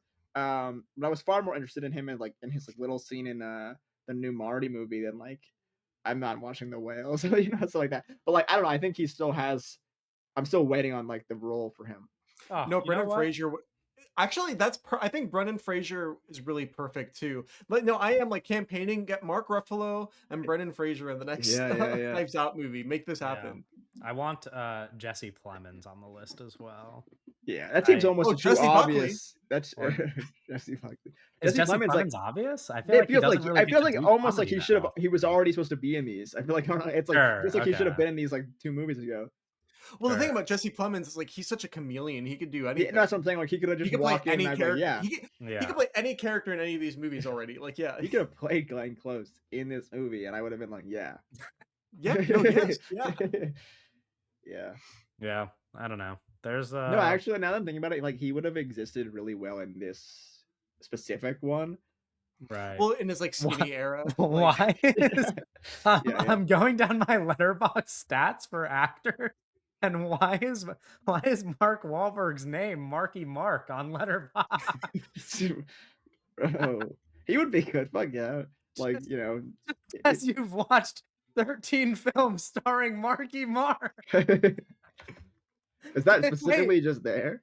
No, wait, look up Mark Wahlberg. Like his Someone letterbox profile page is just Marky Oh yeah, it's Mark. Marky Mark. someone changed it. Wow. Oh my god, yeah, The Departed, and you go on it's Leonardo DiCaprio, Matt Damon, Jack Nicholson, and Marky You know Mark. what? Give Tom a Tom Holland. Call Tom Holland up and let him. Tom Holland needs this though. Tom Tom Holland Holland needs. needs to be. He needs He needs to be Knives Out Knives Out. 4. Yeah, Tom Holland Tom Holland desperately needs needs his Knives Knives Out Out moment. 4. Yeah. But you know, Would be. but again, I think it's like it's such an easy, like, it's so well written, and you don't have to do too much, especially if you're not like the main guy. That Yeah. like you can kind of come in and you can Oh, really speaking of you people can who kind need of put it, anybody in here. speaking of people who need it, put my boy Miles Teller in it. Please save him. Did you I'm see continuing my Eternity? Miles Teller agenda. he needs he I, needs to I, do something. no, yeah, I mean, yeah, Miles Teller would need, like, does Yeah, need yeah, he this. does need it. Dua I Lipa. think that, uh, fucking put Dua Lipa in Knives Out. What the hell? Yeah, Wait, wait, you're yeah, cooking with yeah, yeah. oh my god. Yeah, absolutely. No, I think these movies, especially when hopefully they make another one, but like especially if they make another one and it's like also really good, um, these movies are just gonna be around forever. Like literally, like Yeah. actually forever. Um, like people will watch these movies. It's just crazy. We'll keep Yeah. podcasting on them. And No, it's yeah. interesting because I think it's such an for existing in this world now, because so much of the kind of pop franchise stuff is so like you eat it one time and then goes out your system and then you never really watch it again. Mhm. Where I think these are so well written and kind of done that there are things that you continue to talk about. You're like, oh, I would want to watch another one of those. It's different than like the Marvel stuff. You're like, I want to know where it goes next. Or it's like, I want to Mhm. watch a completely new version of this that's like Right. separate, has a new mystery, and it like exists in its own as an individual thing where you could just be a Yes. fan of this version. You can be a fan of the Wake Up Dead Man movie and don't care about anything else. But also, if you want to watch another one, they're there. And it exists so It's singularly that about, it's like, I great. wanna check in with my friend Benoit Yeah, Blanc what is he again. up That's really to? what it is. Yeah, like, what is Benoit Blanc? Because I think Benoit Blanc, just such a genius character. Like, truly, like, one of like, I, like, so I don't know. When's the last time that, like, something like this has happened? Where, like, they just, like, formed an iconic Like guy just out of original. thin air. Yeah. Yeah, like an original like guy that is like I think actually iconic and that will be like a staple in pop culture just forever now. Even if they never make another one, I think that he'll be around forever. Like Benoit Yeah, Blanc, when that we're is. like 70, they'll remake it. Yeah, they'll be like a Benoit Blanc like reboot. Yeah, yeah, like Yeah, probably. I mean, now I'd say it's probably like 10 years or something. yeah, no, yeah. Yeah, I'm Like I trying to don't find even an know. answer to your question, but Yeah, I when's don't the last know time that something like that's happened? I don't know. I don't know that there is We one, don't. like They don't. across multiple movies. I'm not Yeah. Obviously, he's not like sure. Benoit Blanc is not as iconic as Sherlock Holmes because Sherlock Holmes has been around for 100 years. But like, imagine this: imagine there's 5 Knives Out movies, right, in total. Because I imagine they cannot make them forever, right? But like, there's Sure. like 5 Benoit Blanc Knives Out mysteries, right? Yeah. And the next 2 are approximately as good as Wake Up Dead Man are. I think like Benoit Blanc is like fucking movie royalty. Like Which is crazy to look back on Daniel Craig's career as like Bond, and because that's what it feels like. Benoit Blanc is that kind of like character. yeah. To have that in Bond is really special. But I think even more in terms of like we're talking about like this creation of a character where Well, especially Bond because has it's like existed Daniel for. Craig like created Benoit Blanc, Yeah. yeah, and like Bond was like an Yeah. interpretation Mhm. of. Oh, you know what? To answer your question, this is just one example I could think of, but John Wick. Yeah. Oh, John Wick for sure. Yeah. That's like Yeah. the biggest one, actually. Yeah, Yeah. for sure. I guess would be It's the John Wick. but also those, yeah, I don't know, when was the first John Wick movie? Like 2014 or something? So that was a little bit 2014-ish. earlier Yeah. than Knives Out. Yeah. But But that is But very much like that kind of thing. yeah, right. I think So this is like it that. does I happen, think Benoit but Blanc is like John Wick. Benoit Yeah. Blanc Yeah. versus John Wick. Well, no, in the same sense where it's like but people are John gonna Wick watch in John the Wick next movies Knives Out forever. movie. No, Yeah. like literally, he shows up, like do like a Yeah. crossover. Okay, no, actually, why Okay. not? Why not? No, why not? What do you mean? Why not? What would the plot of John Wick and Knives Out be? No, just He have kills like have everybody and Keanu. then gets away with it. No. John Wick. It's not like literally John Wick killing people, but like have Keanu Reeves play basically John Wick in the next Oh, like Knives you're Out movie. okay, sure. It's not like actually takes place in the John Wick universe, but have him play like a John Wick guy. You know, Okay. Okay. Like like like why not? he's like haunted by a dark past where he used to kill people, and so he's like a prime suspect. Yeah, right. Yeah, Or or he's like a he hitman. just looks like that. He just like he's like this guy. Like fucking. Yeah. He just talks like that and walks No, like that. they and- should get Keanu though in the next Oh, Yeah, I mean that'd be cool. Why not? that'd I'd be mean, amazing. be a fan. we could do this forever. Yeah, we could just name yeah, we could every do this actor. forever, and we're not going to. So let's move. Unless you guys have anything else you want to say about Knives Out, Alexa or Demi. Man, we could. Okay. They should do the cast of Euphoria in the next Knives Out movie. All right. Yeah, talk about people we're I don't gonna. want to see in the next Knives Out movie. Sydney Sweeney and Alexa Demi. Yeah, I think we're good. Instead of talking about news this week, we're going to talk about the Golden Globe nominations. But first, I will remind everybody to share some feedback if you like listening to us talk about Wake Up Dead Man. You could like, comment, and subscribe on YouTube. You could comment who you want in the next Knives Out movie, perhaps. You could rate the episode on Spotify and Apple comment Podcasts. one actor you want in the next Yeah. Knives Out movie. Yeah, comment some actors. Maybe next week we'll see what the people were saying. And you can follow us at all the links in the episode description. Let's talk about some Golden Globes nominees. We'll go from the bottom of the list to the major awards. So starting from the bottom, cinematic and box office achievement, an award that we really just have to read the list of nominees for and then move on. Avatar, Fire and Ash, F1, K-pop Demon Hunters, Mission Impossible: The Final Reckoning, Sinners, Weapons, Wicked for Good, and Zootopia 2. This is the stupidest award at the stupidest award show in Hollywood. So who do you think deserves it? Who do you think was the box office achievement of the year? The box office or cinematic achievement of it's K-pop Demon Hunters. I think Is they're it? going to I was gonna say Zootopia 2. Zootopia 2 is like kind of a huge deal. It made a lot of money. Here's the thing though, the fact that it's box office / cinematic achievement. Sure. So you mean like a combination of the two, like what best combination the two? The thing is, like K-pop Demon Hunters. Hey man, it's a big deal. It's a $1 billion franchise spawned out of thin air.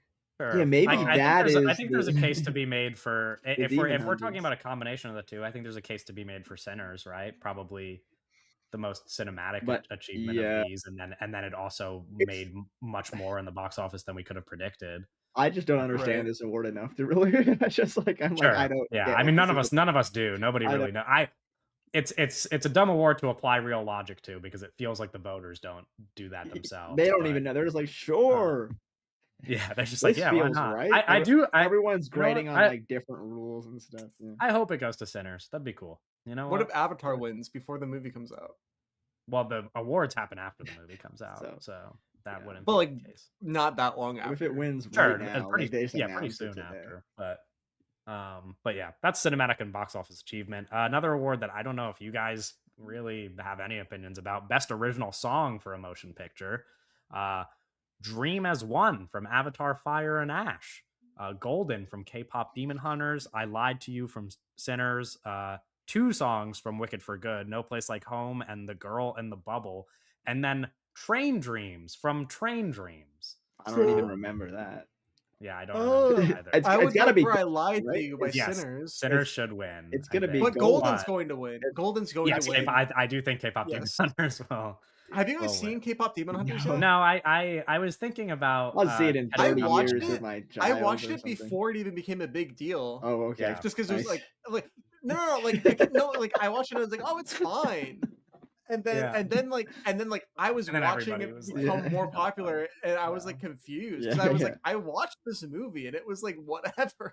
Sure, but you're also not like you're not like an 8-year-old child, you know? No, okay, yeah, but it's not just 8-year-old children; it's also like autistic people in their 30s, autistic non-binary people in their 30s. It's okay. I'm not dismissing the movie. Obviously, older like people that aren't children enjoy the movie, but the Sure. reason why it got so popular was because of children watching it. It didn't like Right.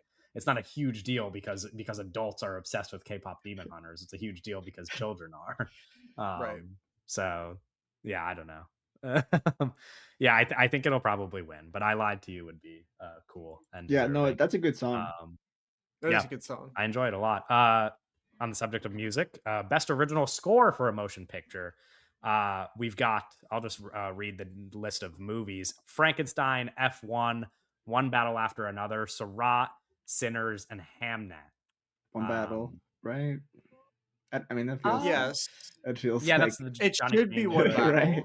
Battle. It should be. I don't know. I haven't I seen love that Seurat, score. so That's an incredible I score. haven't seen I haven't seen Seurat. I'm Seurat. sure it's good. We're fake cinephiles. We haven't seen Seurat. Yeah, I'd be fine with Sinners winning. yeah, Hamnet feels a bit no, cheap as a winner, good even though movie, I but enjoy the movie. Frankenstein, I don't even know that I remember that movie seeing sucks. Frankenstein. Yeah. Yeah, to me, I guess it just has to be Sinners or One Battle After Another. I think if anything else wins, it would be a bit disappointing. Did Lauren Balfe do the newest Mission Impossible? I don't know, but it's not I don't think. nominated. Oh, it's not. Okay. No. F1 is nominated. Hans Zimmer. Oh, F1. Um, That's what I was thinking. Yeah, Hans Zimmer. yeah. Fuck Hans Zimmer. That score's also not very good. Yeah, it's not it's not the best. Hans Zimmer did the score. Did you notice that Hans Zimmer did the score for Ella McCay? Did he? Really? What? See, that's what During I'm the saying. credits, it Like goes, James L. "Music Brooks, Hans-" James L. Brooks is hella pull, dude. Yeah, no crazy. Hella pull. I have to like go fact check this to That's- believe you. That's such a. I mean, he funny- just like does that's- shit too. So yeah. I guess I kind of wow, Hans Zimmer. Wow. Yeah, music by Hans Zimmer for Ella McCay. All these Hans Zimmer heads aren't showing up, man. Yeah, what's the No, deal? they're fake. All the Hans Zimmer heads don't know anything about music. They don't care about music, bro. Yeah. I'm doing too much. Yeah, but but No, yeah, you're like the Tweet most that one. prominent Hans Zimmer hater in the world, kind of. well, because somebody has to balance the scales. Sure, yeah. That's Everybody's very just fair. mindlessly loving Hans Zimmer without thinking about it. Bro's washed. Bro's in the gutter. He's doing the score for F1, and he's still getting Golden Globe nominations. So Get Golden Globe nominations. Hey, man. yeah, I mean, listen, it might Golden it might be an Globes. Oscar nominated score too. Don't like it's very possible.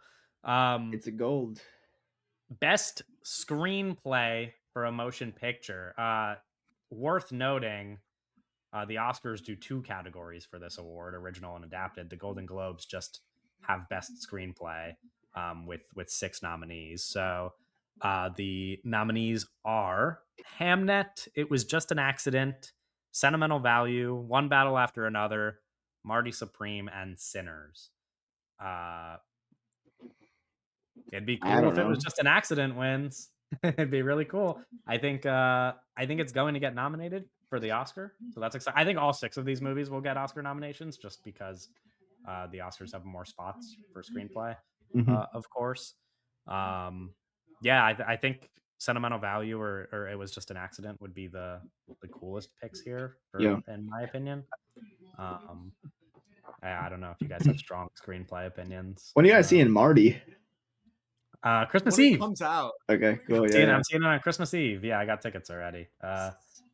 cool. Real question is, when are we talking about Marty on the podcast? Never. The answer is who knows. Marty. No, we'll talk about it. Best director for a motion picture. This category has 6 nominees. The Oscars have 5, and I think it's safe to say that these 6 nominees are probably the 6 who have the best chance at getting the Oscar nomination. So I'll read them to you. Chloe Zhao for Hamnet, Guillermo del Toro for Frankenstein, Jafar Panahi for It Was Just an Accident, Joachim Trier for Sentimental Value, Paul Thomas Anderson for One Battle After Another, and Ryan Coogler for Sinners. If you had to get rid of one here. Low key, get rid of one. we're Del getting rid of Toro. Del Toro, Yeah. but I was about to say, low key, give it to Del Toro, bro. Bro, Fuck it. what? Just low-key, Why would you say that? just fuck it. I think the only other person that could get in it, like that has a chance beyond these 6 is maybe Josh Safdie for Yeah, I was Marty's gonna Plane, say, I didn't hear him. but him being left out of the Golden Globe nominees probably isn't like the best sign, especially since one of these people has to get cut for the Oscar. Which is Yeah, interesting. it'd be cool if it's Del Toro, but we kind of know that it's probably not going to be. So that makes me really curious Yeah, yeah. about who it'll actually be that gets cut. I don't know. I hope that I think we all kind of like if we were gonna predict right now, I think we kind of just assume and know that Paul Thomas Anderson's probably gonna win. And so in terms of like putting stock Paul in the Thomas Anderson, man, one of the greatest movies of all time. Yeah. yeah, did I say that I don't want him to win? No. No, I'm just saying it's like, but it's almost like boring. Where it's like, Sure. yeah, bro, you made like a Beyonce had masterpiece. one of them. Yeah. Yeah, congratulations. If so for what I'm saying is that for me, I would like some victories just like by virtue of being nominated, which means I hope that Joachim Trier and Jafar Panahi Oh, both I mean, I get think the Joakim at least. I don't know, but we'll yeah, see about. Panahi probably more of a long shot, but I think he'll probably I mean he's that it was just an accident. I feel like is getting some Yeah, no, I steam, mean, he's especially since having some. these nominations are coming out and it's at every award show it's getting nominated. So it Yeah, definitely so has a fighting chance. And the narrative I think is very strong for Jafar Panahi, apart from the fact that he has to do it against yeah, Paul yeah. Thomas Anderson this year. Oh, If I it thought was you meant it like was not. illegally. Oh sure, Yeah, yes, but he's got. He's got. That's true. that That's is what also the true. He yes, has some that is the difficulties. narrative. Like that's Yeah, what's yeah, building yeah. the narrative, I think. But if it were a year where Paul Thomas Anderson was not Right, where right, Paul Thomas right. Anderson didn't direct One Battle After Another, I think he'd have a really good shot actually at like putting together a winning campaign. Yeah, I don't know. Best performance by a male actor in a supporting role in any motion picture. 6 nominees again. We're gonna have to cut it down to 5 for the Oscars. Adam Sandler for Jay Kelly, Benicio del Toro for One Battle After Another, Jacob Elordi for Frankenstein, Paul Mescal for Hamnet, Sean Penn for One Battle After Another, and Stellan Skarsgård for Sentimental Value. I think both of the One Battle After Another and Stellan Skarsgård are kind of Locks. locks to get the Oscar. Between Adam Sandler, Elordi, and Paul Mescal, Sandler. who's getting the Uh, Isn't it? It's 5, right? Oh, so you're yes. saying get rid of one? Get rid Elordi of one probably. between Adam Sandler, Jacob Elordi, and Paul Mescal. No, I think it's probably Sandler. If you had to get rid of one, Yeah, I think I'm Sandler's thinking like probably purely of like Yeah, what's probably gonna yeah. I actually don't know. happen. I don't Yeah. know. It feels like one of those guys though. I think Elordi is having a really good campaign. Yeah, it's just a role that's like I'm not sure how people are like. It's just different, you know. Yeah, Yeah. it's tough. It's Adam Sandler. Fuck Netflix, bro. Fuck Netflix. God damn it. Anyways, I don't know. Where is Netflix spending their money campaigning? That's also I have no idea. I feel I like don't know I don't know. I wonder how much. if it's Frankenstein or if it's Jay Kelly. Which one's spending more money? Well, it's interesting because they might be. They This gotta might just be like crazy. fucking This may take it be all crazy to out. say. They might be putting just as much money into Train Dreams as they are Jay Kelly. So I I don't don't know. believe But they have what a about weird Frankenstein though? Are you output. saying that you think it's Frankenstein's maybe getting less? the most of it, I think. Obviously. Okay, you think okay. Yeah, and in theory, I mean, I don't know. It's definitely. I have no idea. That's what I'm asking. I think it's I definitely the don't know. movie that has the best shot at winning, right? Like best picture, Right. out of like major awards. I don't know. Imagine if Frankenstein wins Best Picture at the Oscar. The weirdest year of It all would be time. so unfortunate because like other than Frankenstein, I've like, and we'll get to it when we talk about the best picture nominees in a minute, but like the lineup might actually be kind of really good this year, especially if movies like It Was Just an Accident get to sneak in, right? Like if it was just an accident and The Secret Agent and like some of these other movies get in, the lineup might be kind of awesome. And so if Frankenstein were to come out the winner in a lineup like that, it would be pretty unfortunate. Do you think it's possible that Netflix kind of gets maybe like Ooh, soft locked out ooh. of the awards Oh, because of the ill will with the Warner Brothers possible acquisition? They yeah, should have I been guess soft You think blocking that them. like Golden Globe- negatively? They should have been soft blocking them for years. Yeah, Well, like they the kind Golden of Globe have in a nominations way. Yeah, were but I'm like, I'm decided not voting for a to- Netflix movie. People gotta be really hard on that. Yeah, but it's the thing where it's like, is that maybe gonna really happen this year? Like, I'm not voting for a Netflix movie. Like, I think I wonder if it has implications on their ability to win, but I don't know if it's going to have it. Yeah, like, I mean they're gonna implications get. for nomination. it always has Yeah. like They're there's a gonna reason get why they've in, never but won Best Picture yet.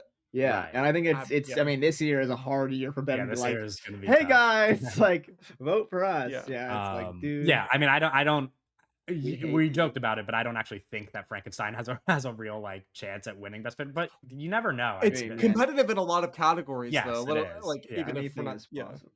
Yeah, anything is anything is possible. Anyway, possible. so we're in agreement that Sandler's probably the one that's gonna get cut, It's I think from so. supporting If I yeah, actor. had I to pick think one, I feel like Uh, Mescal and is the one that's not like so it's like I'll lower to your Sandler. yeah, Oh Lord, you're sure, yeah, I Sandler, think and I would Mescal's lean probably Sandler. pretty strong at this point, and Yeah. he already, like, Yeah. has previously been nominated, And yeah, it's just I don't more know. of an Oscar-y performance, I think, than Of the course, other yeah, 2. yeah, I think Also, that's I'll gonna be say fine. better Yeah, Yeah, performance. that's better yeah, performance, no, yeah, exactly. I mean, So it's like I agreed, don't yeah. it's like I don't know. Best performance by a female actor in a supporting role in any motion picture. Amy Madigan, Weapons. Ariana Grande, Wicked for Good. Elle Fanning, Sentimental Value. Emily Blunt, The Smashing Machine. Whoa, whoa, whoa. Inga Ibsdottir Lilius for Sentimental Value. And Tiana Taylor for One Battle After Another. I don't think Emily Blunt is going to be nominated at the Oscars. No, I don't believe so either. I Oh, think Yeah, it's a that's kind pretty of safe wild. bet to I assume feel that like are that's we the missing person that someone? I gets feel like cut. we're missing someone. We're in theory missing some people that we would have preferred to see here, Sure, but I sure. don't think that they have a Okay, chance of okay. getting in. You know, like Regina Hall would have been awesome, right? For One Battle Yeah, After yeah, Another. I yeah, know yeah. that like all of us would have liked to see that, but I don't know that she actually at this point has like a chance at getting nominated. Amy Madigan. The if no, you Amy cut Emily Madigan's Blunt, crazy. then the five that are remaining are kind of the five that you'd expect, I think. Mhm. Um, yeah, I don't know. In terms of odds right now for best supporting actress, it is those five with the best odds when you cut Emily Blunt. But it's funny because Emily Blunt is number 11 in the odds, and she got the Golden Globe nomination. So there are like a number of actresses above her who you think would have gotten the Golden Globe That's what nomination I'm saying. before her. Wunmi Masako for Sinners, Gwyneth Paltrow for Marty Supreme, Regina Hall, like I said. Even Glenn Close is above her for Wake Up Dead Man at number 10. So So that would have been crazy. Um, anyway, uh, Glenn Close. you guys have any updated opinions about who you think's gonna win Best Supporting Actress? What if it's Amy Madigan?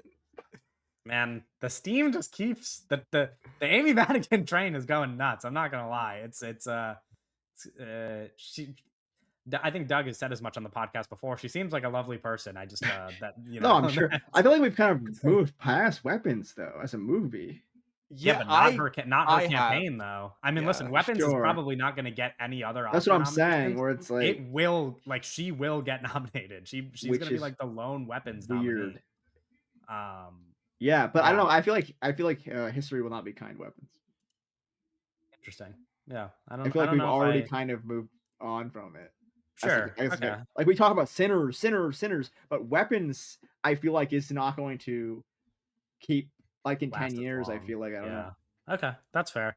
I still think it's Tiana Taylor's award to lose, but I don't know. It could go That to yeah. anybody, I guess.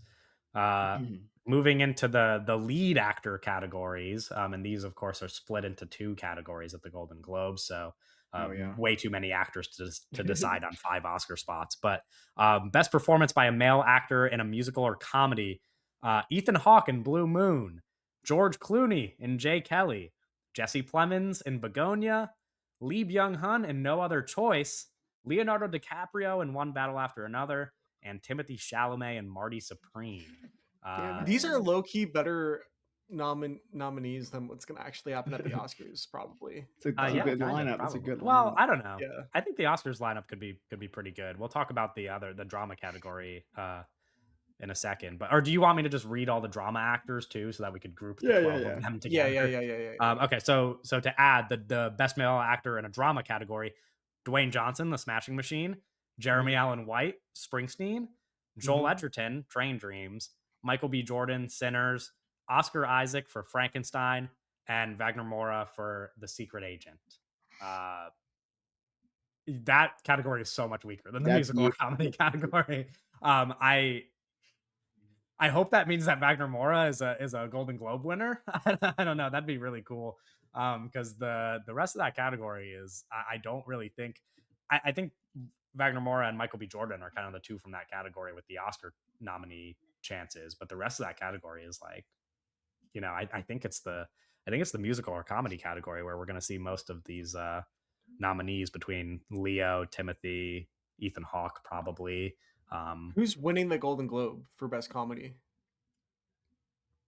Actor? Uh, I'll Call I'll it. say I'll say I'll say Timmy. I'll say Timmy. Uh, Timothy Chalamet I well, I Yeah. don't know. Who do you guys think? Probably for not. Golden Globe. I don't know. The Golden Globe are not a righteous Ethan Hawke. group. Ethan Yeah, Hawke's a it could Golden be Globe. He's anybody. a Golden Globe on his face right there. I Yeah, think like the idea would be like they would Timothy Chalamet so that he shows up, right? Because it's good for the Golden Globes if he's there. sure, yeah. I mean, I Um, think I think it's. I'm not going to count Ethan Hawke out actually, but I think it'll be ultimately between Leo and Timmy, right? Um, and it could go either way. I will just straight up predict that for the drama category, I think Wagner Moore is going to win. I'm saying it because it's what I want to happen, but I think he has a real shot at winning that category, and it feels like The Secret Agent's kind of getting some steam after these Golden Globe nominations. So I don't know if you guys have an opinion about who you think's going to win the drama category, but um, yeah, I guess it would be him or Michael B. Jordan, right? I mean, I don't know And if anybody else is even really in contention at winning that one, unless you think Dwayne Johnson still has some juice. no, he I don't know. doesn't. That was the dumbest call I ever made. Uh, Also, didn't you? Yeah. Well, also, he was it's gonna kind win of the crazy Oscar, how right?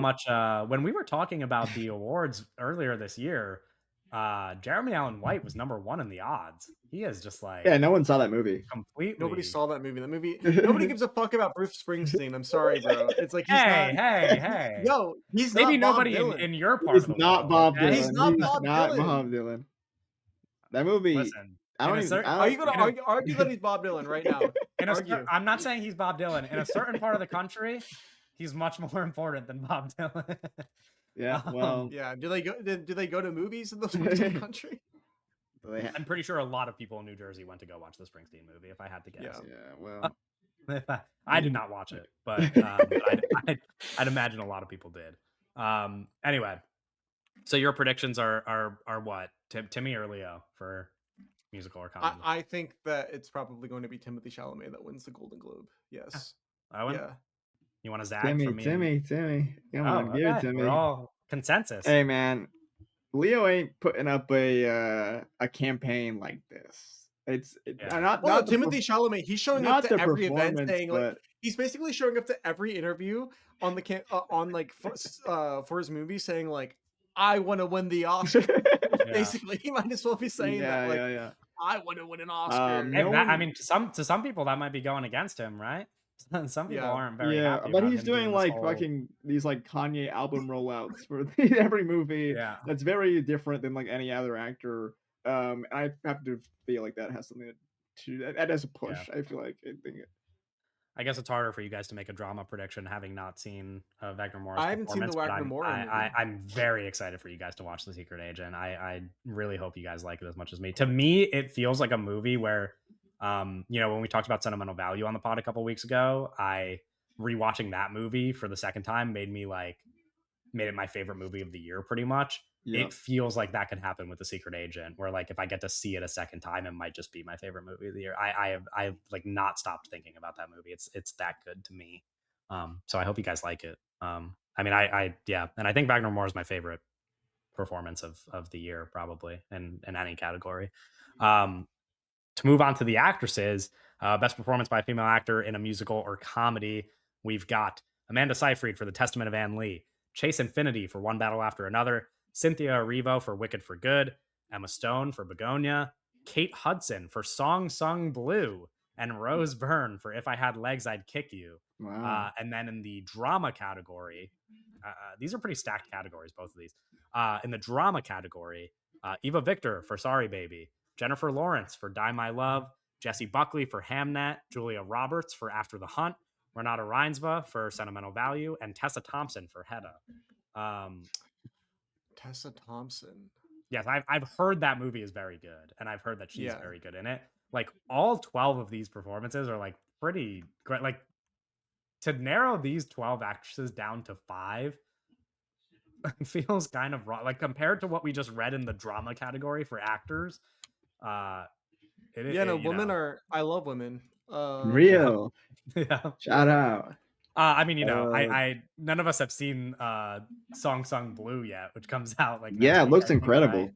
Um, you kind of said that like so convincingly, actually. You like, hey man, Sorry. I'm excited to watch that movie. I don't Is know if I'm that gonna watch it and be like, Kate Hudson should be an Oscar nominee, it's but it looks like a fake movie to it looks me. cute. I don't know. Um, I feel like it's gonna make me smile. I mean, I Craig Brewer, um, Craig who Brewer directed not Coming too to harsh on Craig. America, Not too harsh coming on Craig. to America. The Legend of What? Okay, Tarzan. both of these Wait, what? categories. Let's do a little bit of predicting, and also We which don't do actresses that. in these categories do you think have the best Oscar nomination chances? So to read you the just musical or comedy: Amanda Seyfried, Chase Infinity, Cynthia Erivo, Emma Stone, Kate Hudson, and Rose Byrne. Who do you think's going to win, Rose and which Byrne. ones? You think Rose Byrne's going to win? Yeah. Interesting.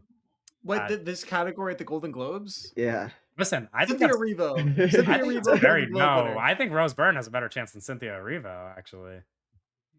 Let's go. I don't To know. update people on the odds, Rose Byrne has climbed to number 3 behind only Renata Reinsva and Jessie Buckley. Mhm. That campaign's getting some I have to see momentum. that movie still. I've heard really good Yes, things. neither have I, but I really want to watch it. I haven't seen Testament of Van Lee either, which is kind of the other. Testament, that looks good. Is Testament, I that want to see that's that. not that's still in what's up with that I don't movie? know if it's out yet, but that looks really good. I don't think it's gotten like a proper wide. I think it actually Yeah. gets its proper wide release like in January. Oh, Maybe okay. like the first week of Weird January or movie. something. The Brutalist's wife. Yeah, I don't know. It's like they're connected. Fuck it. I'd bet on Rose Byrne to win this one. Yeah, fuck it. Let's put all our money on Rose Byrne. Yeah. Fuck it, all on black. I think her Amanda Seyfried definitely has a good shot at the Oscar nomination. I still think Emma Stone, you kind of can't deny, has a shot at the Oscar nomination. Kate Hudson, I don't think is getting in there, and I really don't think Cynthia Erivo is getting in there anymore. I don't know. Maybe it's just me not wanting to see Wicked get nominations, but I feel like that campaign's kind of losing some steam. Chase Infinity, I think we all agree would be cool, and is probably not going to happen. For drama, who do you guys think is going to win? Eva Victor, Jennifer Lawrence, Jessie Buckley, Julia Roberts, Renata Reinsva, and Tessa Thompson. This, of course, is the real battle Renata Reinsva all year between Renata Reinsva and Jessie Buckley. Owen's going Renata. Doug, I'm guessing you're going Jessie Buckley. Let's fight. Yeah, I am going Jessie Buckley. Yeah. If I'm the tiebreaker, I think I'll also pick Jessie Buckley. Yeah. Although The sun's coming in there, Kev. Yeah, I know. It's We're like, wake up, and you know what? man. We're having a wake up Deadman moment. It's bouncing off the snow too on the rooftops, so Nice. it's getting brighter even. Beautiful. But yeah, I don't know. I mean, if you ask me like right now in this exact moment, I think I'd want Renata Reinsva to win for sentimental value, but I don't know. Yeah. I think it's Jessie Buckley. But what do you need? Well, I don't need anything. The Golden Globe wins they don't do anything. I'm not the one. What Golden Globe do you need? Okay, and then we get to our major Best Picture categories. Best Motion Picture Non-English Language at the Golden Globes. 6 nominees. It Was Just an Accident, No Other Choice, Sentimental Value, Sarat, The Secret Agent, and The Voice of Henry Job. I don't know that. I think The Voice of Henry Job is a very small movie that probably doesn't have enough funding for to compete with these other 5 movies to get Right. an Oscar nomination. So I'd guess that is the one that gets knocked out, and the other 5 are the Oscar nominees. Kind of crazy because like I think all 5 of these movies are neon movies, right? Mm-hmm. Pretty cool. Who do you guys? I don't even know if I could ask you guys who you think. Yeah, I don't. It's like I haven't seen. You haven't seen No Other Choice, Secret Agent, or It Was Just an Accident, right? I think It Was Just an Accident's probably gonna win though, right? Yes, but okay. yeah. I think it will. Yes, but I just like 4 of these movies are are in my like 6 favorite movies of the year, which is like kind of Right. nuts. So it's kind of hard for me to be like I'm rooting for this one because I don't know. I think the 4 movies I've seen in this category are like all outstanding. But yeah, I think it will be. It was just an accident. Um, and I think it'll be really cool if those 4 movies I mentioned all get Best Picture nominations. But that seems like a bit of a long shot. I don't know. Uh, I'd guess No Other Choice is probably the one that has the toughest time getting the Best Picture nomination. Best Motion Picture Animated. I don't know that we have really seen any of these movies, with the exception of Doug seeing K-pop It's Demon Hunters. K-pop Demon Hunter is going Um, to win. the full list Uh, is Arco, Demon Slayer, Elio, K-pop Demon Hunters, Little Amelie, and Zootopia 2. the Um, Demon Slayer got nominated, but not the Chainsaw Man movie. yeah, interesting. Interesting. Do we know which one made more money? I feel like both were pretty big deals for like their audiences, but Almost certainly the Demon Slayer one did, but we can check. yeah. No, I think you're probably right. I mean that one I has know a Demon bigger Slayer is just audience, more but popular yeah, but the in Chainsaw Man general. movie I think did pretty well. Yeah.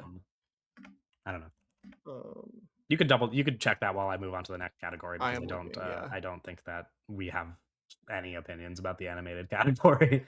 Um, Which brings us to the 2 big awards: Best Motion Picture Drama and Best Motion Picture Musical or Comedy. Doug, tell us the the result. Demon Slayer movie made almost $700 million God worldwide. damn. The Chainsaw Man movie made less than $200 million worldwide. Okay, but what about domestically? Domestically, as in Japan? No, domestically as in like here. What did people in the Here. United States I don't know, because prefer? the domestic is they're Oh, Japanese is it movies, so showing the okay. I didn't yeah, know. so I that's feel like like the does domestic. Box Office Mojo not default to US for domestic? I'm pretty sure if you look it up on Box Office Mojo, it's just the US box No, office. I I could think be I wrong. think when it says domestic, I think that means Japan The because country it's a of origin. Japanese movie. Okay. Yeah. All right. I might be wrong Well, though.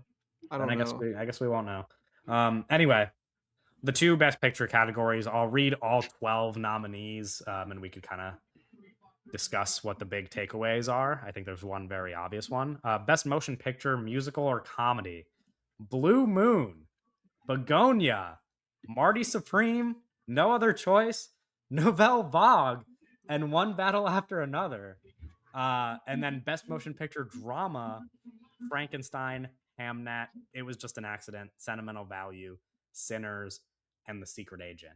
After reading those 12, 2 Richard Linklater movies nominated for Best Motion Picture, Musical, or Comedy, and 0 Wicked movies nominated for Best Motion Picture, Musical. Give it to Blue Moon. Blue Moon's winning Best Picture. Blue Moon's winning Best Picture. Yeah, I mean, One Battle After Another has no competition in that category. Blue Like Moon is winning Best Picture. all of the well, okay, I shouldn't say no competition. Marty Supreme is there, I guess, right? But Yeah. Yeah, Marlon Supreme. but all of the kind of contenders for like competitors against One Battle After Another are in the drama category: Frankenstein, Hamnet, Sentimental Value, Sinners. That's a tougher one to predict, I think. Yeah. But The Secret Agent got in, which I was just talking about. Very happy about that. It Was Just an Accident got in. I don't know that either of the Richard Linklater movies really are have a chance at the Oscar nomination, but it's interesting that Blue they're in Moon's here. winning Best Picture at this year's Oscars. Well, it is kind of crazy that they're both in here and Wicked is not, right? Like that's Yeah, not like but also like I don't know. The Golden Globes don't mean anything. sure, but they like it means something. Like it's crazy No, that they don't. they might not mean something for what the Oscar nominees are eventually, but it means something that a major award show was like no to Wicked and Right. instead Yeah. included 2 It's, Richard they Linklater picked the movies. Like, 2 movies that are better. yes, The which only like is 2 not movies that are better than Wicked. yeah, I don't know. I think that's interesting. And to it's also worth mentioning Avatar Fire and Ash not included here, so it's not just Wicked for Good, it's also Avatar was excluded. So kind of like an anti blockbuster sentiment here, with the exception of I guess Sinners and One Battle After Another. Yeah. Yeah.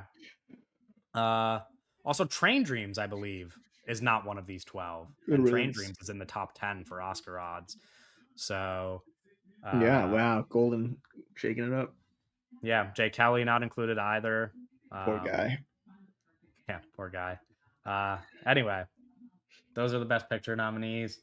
I'm guessing you guys don't have anything else to add about the Golden Globe nominees. Hey man, I'll be there. Blue Moon. I'll be there. Will you be? Let me ask you this: Will either of you be watching the Golden Globes?